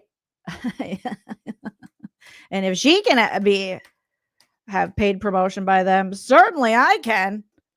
I just improv my shit. I just come up with stuff on the spot, honey love. Okay, call me. Byron's focus that summer extended beyond the property on Elm Street. He had recently purchased a second house nearby, intended as an investment or potential rental. The property needed extensive renovations, and Byron spent time planning the work while maintaining. That's exactly what Annie Elise said. His normal routines, yard work, fishing, photography, and antiquing. But one day, what should have been a routine visit turned into a shocking discovery. The house had been vandalized. Walls were spray painted, cabinets destroyed, windows shattered, marble countertops damaged, and bedroom doors punctured. Oh my God. Oh my gosh. AKA the cat lady. Thank you for becoming I think we've seen enough, you guys. This is insane. This is insane. Thank you to the Mad Chatter 102. Says, I used to watch Intervention and saw the huffing one. Yeah, I feel like I'm walking on sunshine. The good thing about that lady is from updates they did, it sounded like she maintained her sobriety and then went on to maybe like coach others' sobriety or help others in their sober journeys. So I liked those interventions where the people stayed sober. But Lauren. Joe. Oh my gosh. Hi, my husband, Lauren. Hi, babe. I just wrote a speech. You want to hear it? Yes, I would love. My husband said he just wrote a speech. 100% I wrote it. He 100% wrote it. Okay. 7 years ago. That's what I got so far. But Oh, okay. I think I've heard that before. Have you guys? I write it. Yeah. Tell you. Yeah. Keep working on that one. Keep Thanks. workshopping the four score there's a and. big war against like cousin versus cousin. Uh-huh. I can say it. Uh-huh. You know? Yeah. Yeah. Yeah. No. Yeah. Keep working on. Very original. Everyone in the chat is saying very original. Hype Man Husband Cheller. And you should keep going. And then you should put it on YouTube. Okay. Yeah. Okay. But don't say that we're married. What do you mean? I just want you to get all the credit. Just you get all the credit. That's nice to you. I know. I'm very kind. I'm very kind. I'm thinking of wearing a tall hat when I say Oh, you're gonna wear a tall hat yeah, and a beard. and a beard. Okay. Yeah. I'm thinking of calling it the Lindsay Berg's address. The Lindsay Berg's address. Okay. Because there's this girl I know, Lindsay Berg, and I'm going to send it to her address. Okay. That's not creepy or doesn't sound familiar at all. So okay. that's Well, good. I'll keep working on it. Thanks for Yeah. encouraging me. Oh, I love you. Yeah, Yeah. Okay. Oh boy. Oh boy. The call is coming from inside the house. It's coming from inside the house. Hi, man, husband, Jellaren, coming in with a little bit of the funnies. But yeah, I mean, that sounded legit, right, guys? Like what Hype Man Husband RN is working on. That sounded pretty good. Oh my gosh. Yeah, you just shine on your own, baby. That's very original. Chell. Mm-hmm. Chell. Weren't you working on something about having a dream? He'll shoot. Okay, we can't hear you. He was working on another original. Go ahead. I have a dream Uh-huh. that one day I got to write it and then Okay. I'll tell you. What Okay. Yeah, so far, so good. I wrote this song. You want to hear it? Yeah, he's got an original song. We'd love to hear it. The chorus goes, glycerine, glycerine, don't let the days go by. You know the words already? Oh, yeah. Oh, wow. We're that. Journal? No, we're that in tune. Oh. We're so in love that I knew. Glycerine. Okay, I think that's gonna be a hit. Glycerine, don't let the days go by. Gonna be easier on you. Gonna change how I wanted to. All right. This next one is peaches and cream. I know what I mean. Peaches and cream. Okay. All right. Shout out to Hype Man Husband Shell coming in with his cutie patootie self. He just got a fresh haircut. We're going to watch some basketball tonight because that's what married people do on our sectional with our dogs and our cats. That makes us excited. Way to go, Hype Man Husband Shell. All right. He's great. He is great. We're so in sync. In our wedding vows, I said to him, it's gonna be me. So that was really awesome. Shout out to 112. Always shout out to 112. Let's get married. Meet me at the altar in your white dress. I came up with that too. We ain't getting no younger, girl. We might as well do it. Girl, I must confess. Let's get married. Okay. Yep. I came up with that all by myself. Yeah. Lauren, I made up a song about Lauren because Joanne said she's sedated as fuck. 24 hours on YouTube. Lauren is sedated. She doesn't write her own fucking scripts. She is sedated. She's copyright suing victims of the crimes that she exploited and benefits from. She says that Lori Hellis might have plagiarized her, but she is doing the plagiarism. Plagiarize. Lauren is sedated. Okay. Yeah. So I'm working. I'm working on it. Oh my God, you guys, what are we going to do with this chick? She is, I can't. Thank you, Tortoise Interference, for the super chat saying, Jolene, I have ADHD too. Not just trying to be cool. I have a doctor's note too. We can compare doctor's notes. And I wonder if you also thought your teachers liked you best because they put your desk next. I did. I thought they liked me. And yeah, my coaches were always like, Jolene, just, she's always dancing and singing and just not paying attention. But then when the ball came to me, in softball, I caught it. Okay. I just couldn't sit there all day and do these same drills. I was like, let's go. I get it already. Okay. I'm picking up the pattern. That's what we do. We're neurodivergent. Let's go. Yeah. I thought the teachers loved me. They were like, yeah, she's great. We want her really close to us. Hilson, House of Crazy. Hi, producer Prince. Thank you so much for becoming a member. Welcome to the membership. We'll see you Friday for the members only. Yeah, musical tour. I have all the things. I totally understand. All right, Lauren, right now we need you to just stop bullying people. Talk about bullying. Stop threatening people with ridiculous. I'm listening to LaurenMatthias too much, and now I'm pronouncing things strangely. With ridiculous cease and desist, civil stalking orders, copyright lawsuits. Throw it away, lady. All right? It's not fair. You get to do it. They can't do it. Come on now. All right. You guys, I got to tell you about... Okay, first, let's go to the next thing that LaurenMatthias allegedly lied about. I mean, this lady is just, oh my God. We'll say allegedly. Okay, lady? Say allegedly. So remember yesterday when Lauren was like, hey guys, guess what?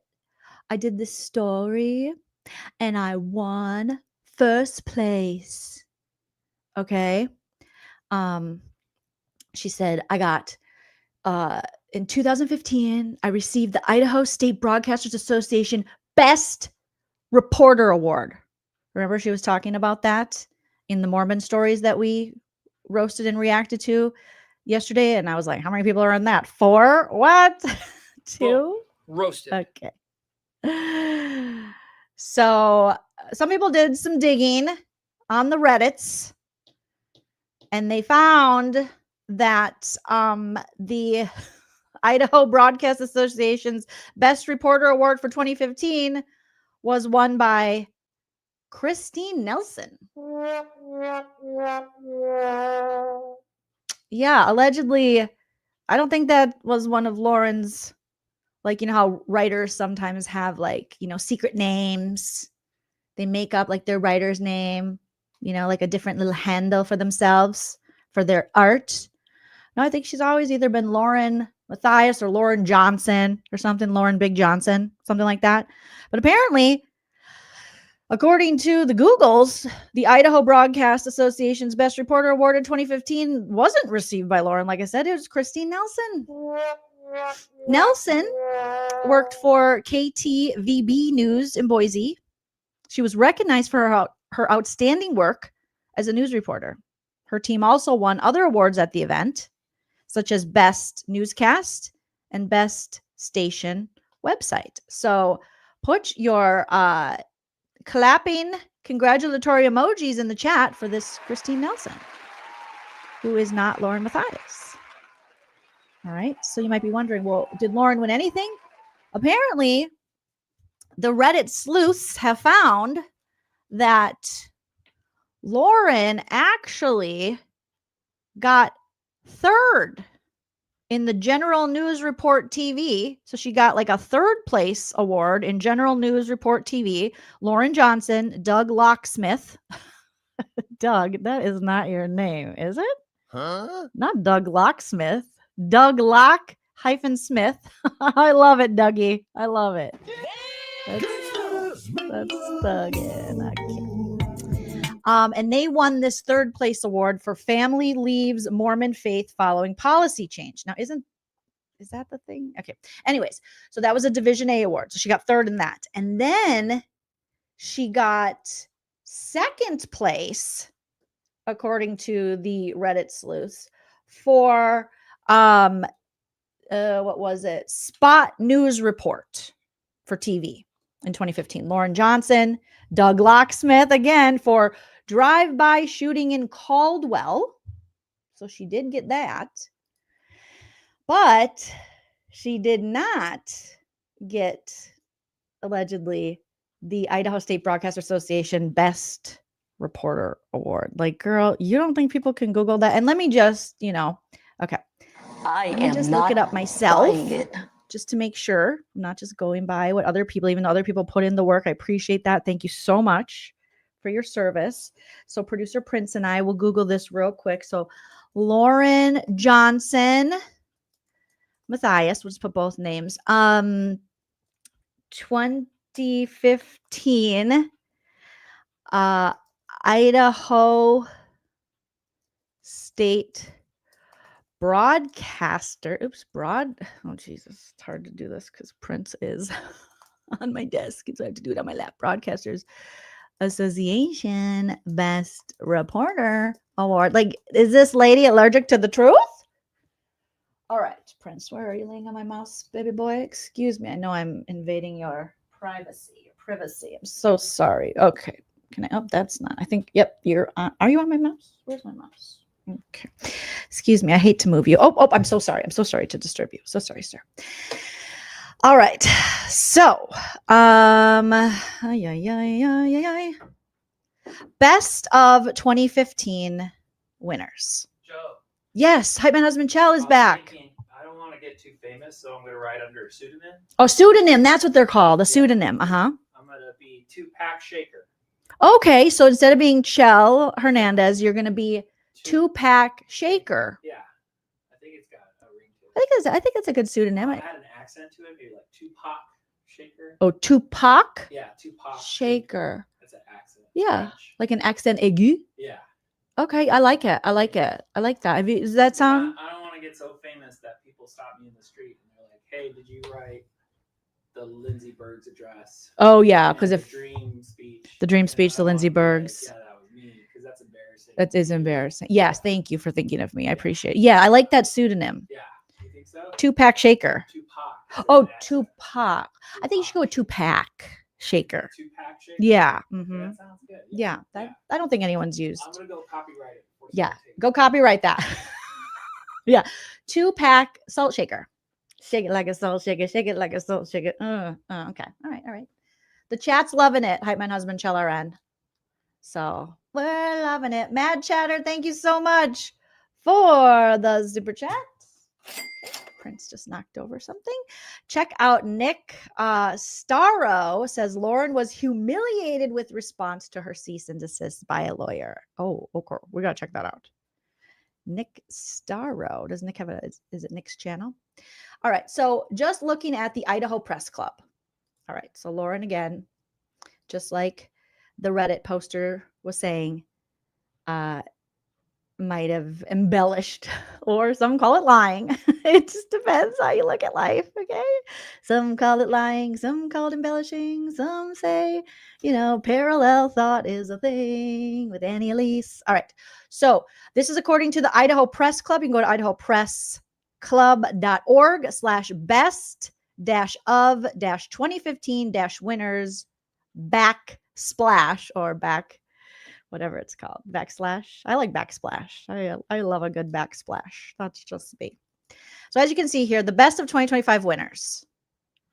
They have the different, for daily newspaper, weekly newspaper, magazine, television. Okay.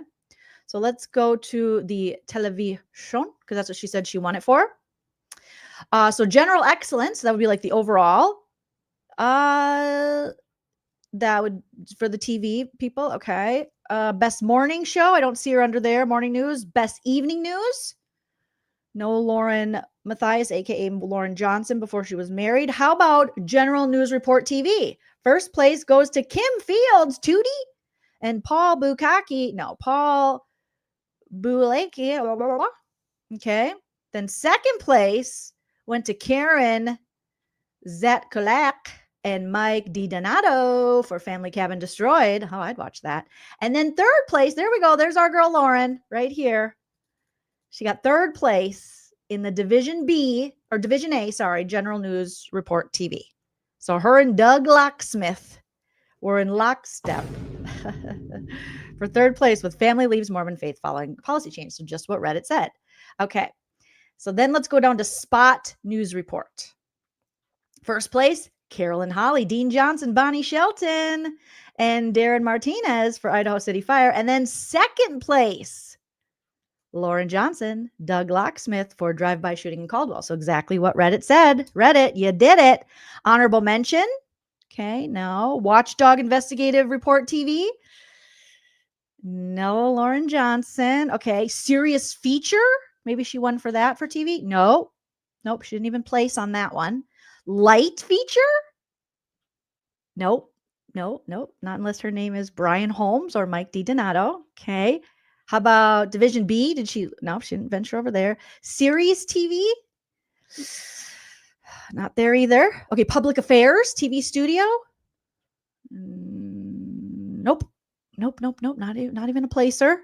Okay. And how about Public Affairs TV Field? No.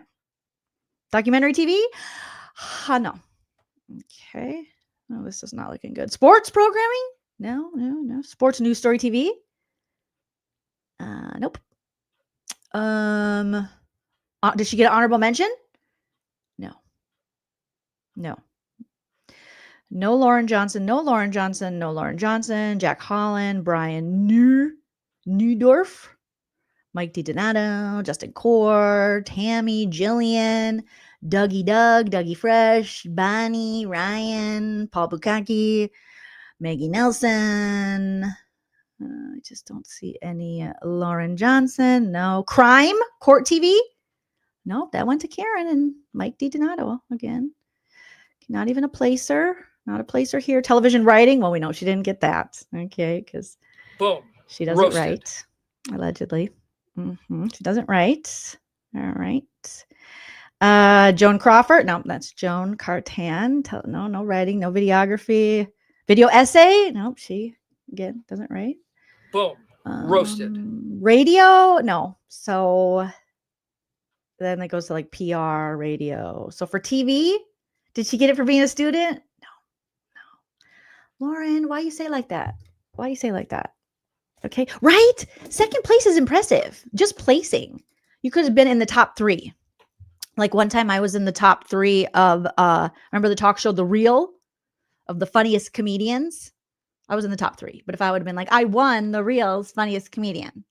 I didn't. I was in the top 3. Another guy beat me. And I was just in the top 3.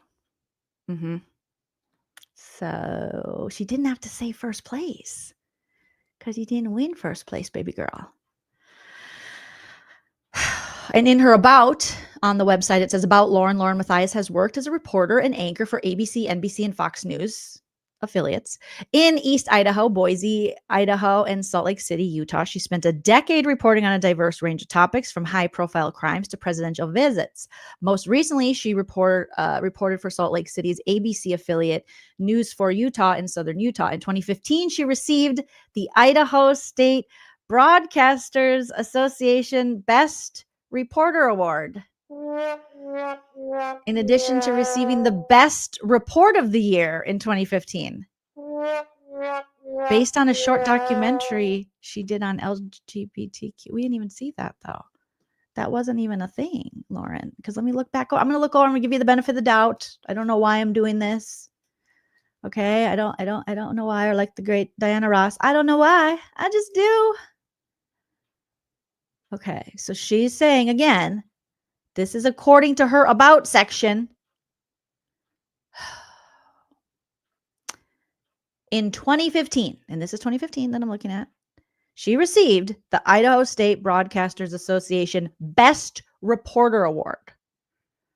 Okay, and no.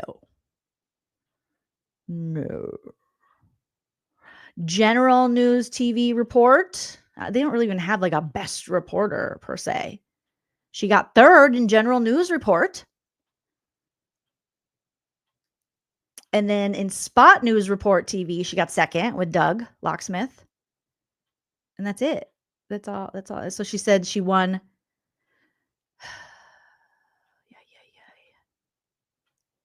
Yeah. Best. Okay. So she was like, I received the Idaho State Broadcasters Association Best Reporter Award. No.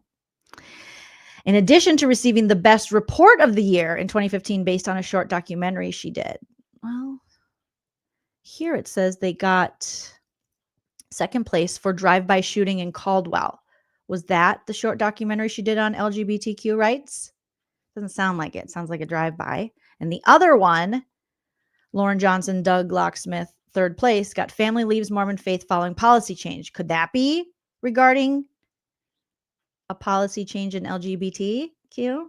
But it's not under documentary. And they do have a specific, maybe I looked at it wrong. They do have a specific, I think, documentary award. Let's see here.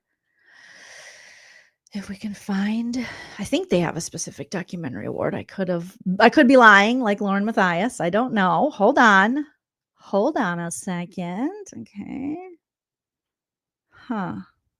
So far, nothing. Nope. Agricultural reporting, no. Crime, no. Environment, no. Special section, print, and then we're into print. So I don't even think they had a documentary. TV documentary. Lauren. Yeah, I think you just made that one up completely. Wait, general news? No. Watchdog investigative? No. Serious feature, light feature, series, public affairs, documentary TV. Oh no. When she says she won for her short documentary, and so she said she received the Idaho State Broadcast Association Best Reporter Award in addition to receiving the Best Report of the Year in 2015. In addition to receiving the Best Report of the Year in 2015 based upon a short documentary she did. What? Best Reporter Award. Okay. In addition to receiving the Best Report of the Year due to a documentary. And if you look at the documentary one again, let me just show you this, you guys. Oh God, Lauren, this is just dumb at this point. Like, why are you doing this?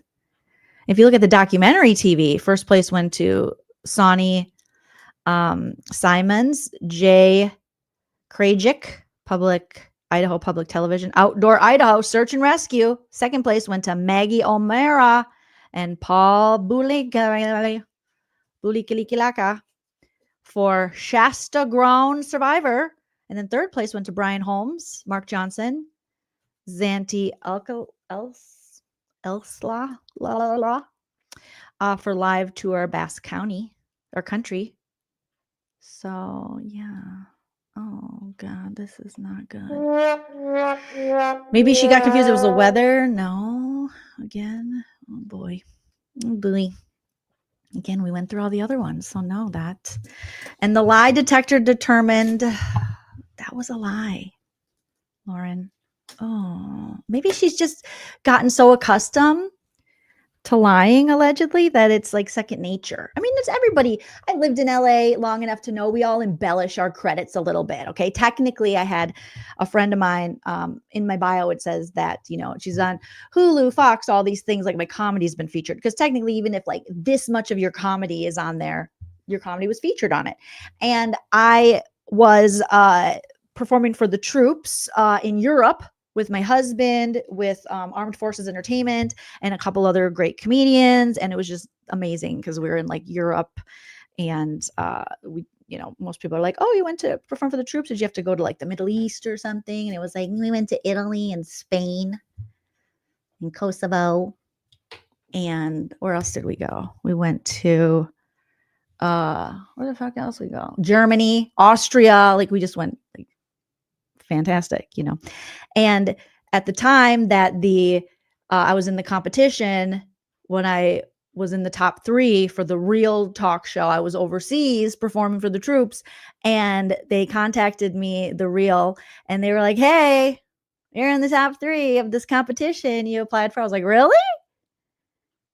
And it was kind of like a mess because I was off time. We were like at a base in Kosovo, and then that appeared on Fox. So I can put, hey, you know, I was in the top for whatever, the Real competition, and my comedy. They played a clip of my comedy for people to vote, and it was on Fox. But then later, they also broadcast it on BET. So my friend, stand-up comedian Al Jackson, formerly of Daily Blast Live, a hilarious comedian. If you guys used to watch Daily Blast Live, he was a regular host on there forever. He's always doing something big. He's super funny. And he was like, Jolene, that means that you were on BET too. I was like, no, I wasn't. This is like a replay of the show on BET. He goes, that's your credit. So you add BET. And I was like, really? So I get that, like, there's little, you know, but to say I was voted best reporter in Idaho and you weren't, you know, because I was like, oh, I got the BET credit, I got the Hulu credit because I was on Comedy Time, that was on Hulu, and then I also was on one of those. They played like one of my tiki-talkies while I was wearing like the hot girl filter, of course, on the what is that show they do? It's like a 2020, but it's not. I forgot the name of it. Anyways, I don't know. I can't remember, but it was about the Scandival thing. So Nightline. It was like their like Nightline. So it was like, oh, my pop culture stuff has been on Nightline, but it was me in the hot girl filter, just talking briefly about Scandival. And I was like, dang, no one would even know it's me because the hot girl filter was hotting, and people are like. So one of my friends, shout out to Ina, she called me and she was like, I just saw you on Nightline, whatever their whatever, where they do pop culture stuff. I was like, what? Then I went and it's like tiny, and it's me in the hot girl filter. So I was like, oh my God, that's awesome. And I'm like, they used my TikTok with the hot girl. No one's even going to recognize me.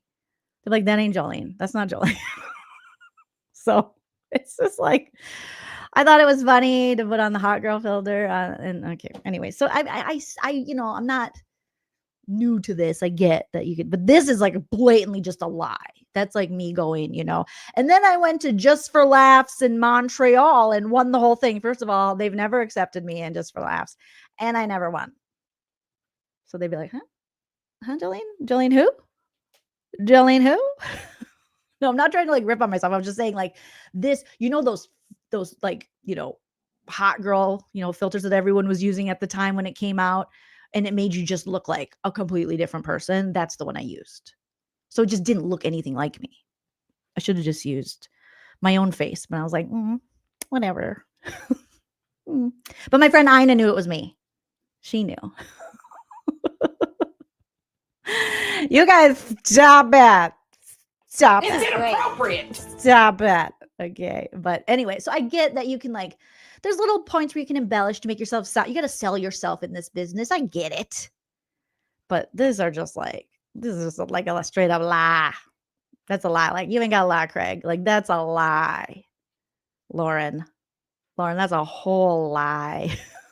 Oh my gosh.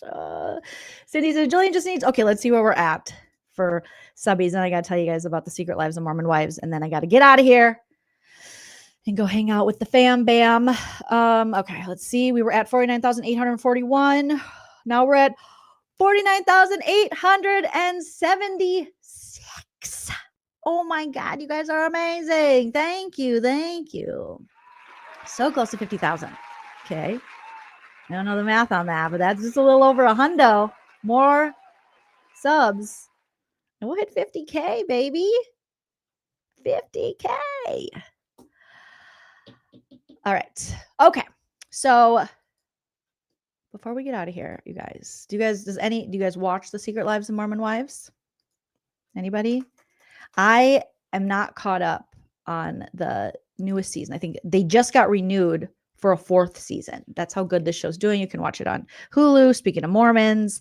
And I've watched the 1st season, the 2nd season. I watched most of the 3rd, but I didn't finish it.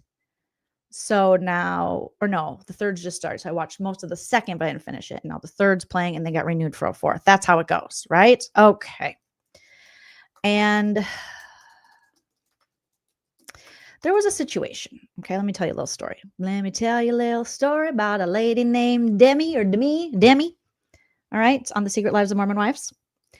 And she started doing the LaurenMatthias, where she became like a fan favorite by the 2nd season. People really liked her coming out of the 1st season. And she wasn't necessarily a major player, you know, but she was kind of standout. We were like, okay, we like this Demi lady. And here, let me share a picture of the ladies. And so then she started doing the thing where she was believing her own hype. Okay, so Demi is, if you look on the right here, this lady, if you can see me circling here with my cursor. All right, you got the blonde in the middle, and then you got Demi. So she started acting weird. Once she found out fans liked her, she started believing her own hype, liking the smell of her own toots. And we were like, Demi, you're getting a little full of yourself. And then soon she fell from grace. Because I think what you like about people is that they're just being who they are. They're being entertaining, whatever. But she was like, oh, I'm great. And then she started trying to negotiate to make more than like the main chick who's right in the middle here. And some could argue, well, they should just friends it, you know, where they all work together like a union type and work to make, you know, the same amount and work to get paid. Pay me what I'm worth and some. But I don't think this cast is doing that. Still a little competition. So the main gal in the middle here is Taylor Frankie. So when Ruby Frank came on, I was like, are all the Mormon ladies with the Frank? So sometimes I'll say Ruby Frankie, but I think it's Ruby Frank, but it's Taylor Frankie. Anyway, so she's the middle lady there. But back to Demi. So Demi starts, like I said, believing her own hype and really liking herself. All right.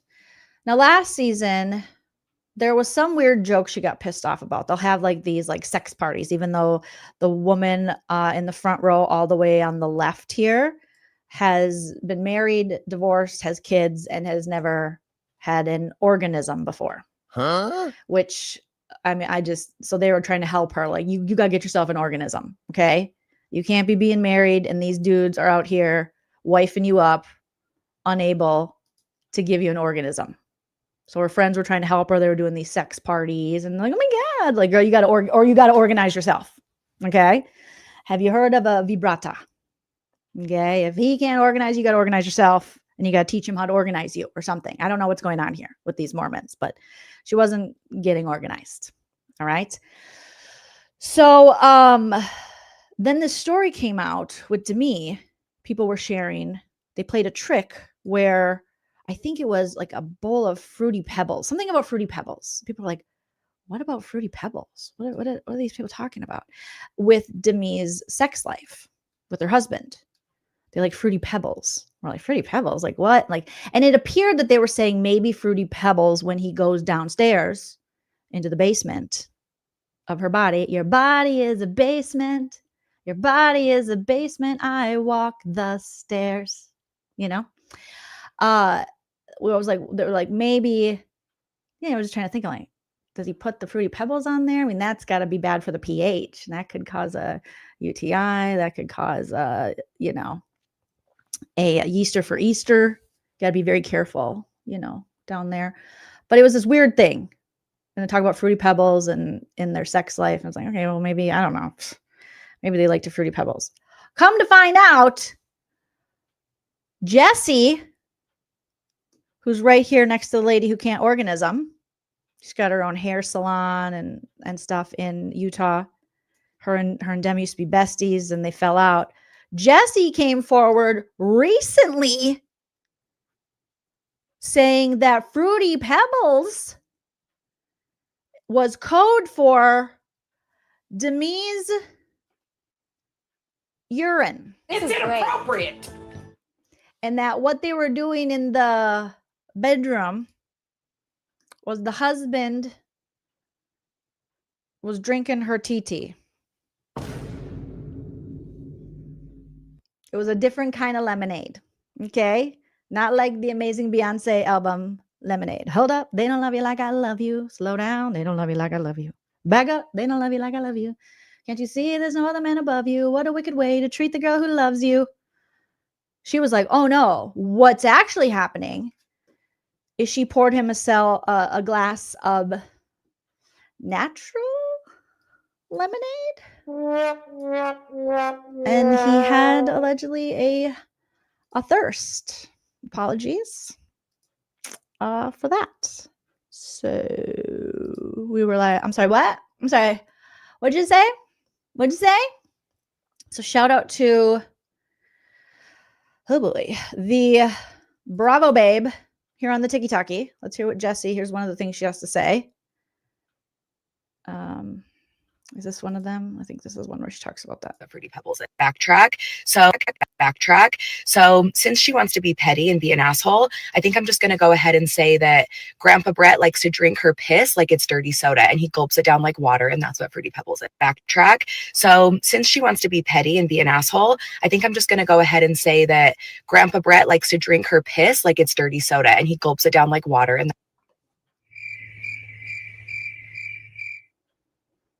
okay, maybe I should have done a warning on that.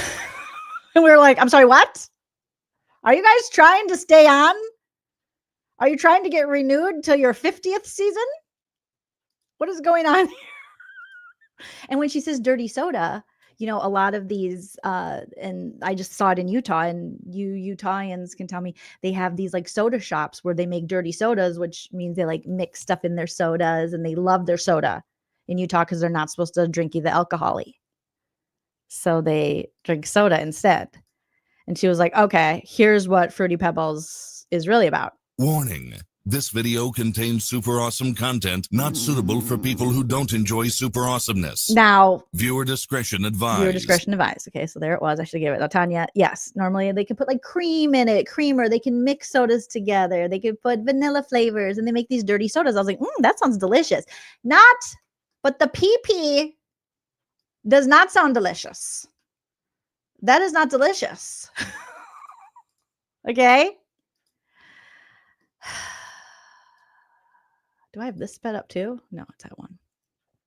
So, again, former friend. Who needs friends when you have Secret Lives of Mormon Wives' Enemies? Backtrack. So since she wants to be petty and be an asshole, I think I'm just going to go ahead and say that Grandpa Brett likes to drink her piss like it's... I'm sorry. So Grandpa Brett, they say, because Demi's husband's a lot older than her. So they call him Grandpa Brett. It's dirty soda, and he gulps it down like water. And I don't know if it has the same hydration. That's what Fruity Pebbles is. Backtrack. Now you would think, oh my God, Demi must have come out and been like, screw you guys. That's not true. No. It ain't me, babe.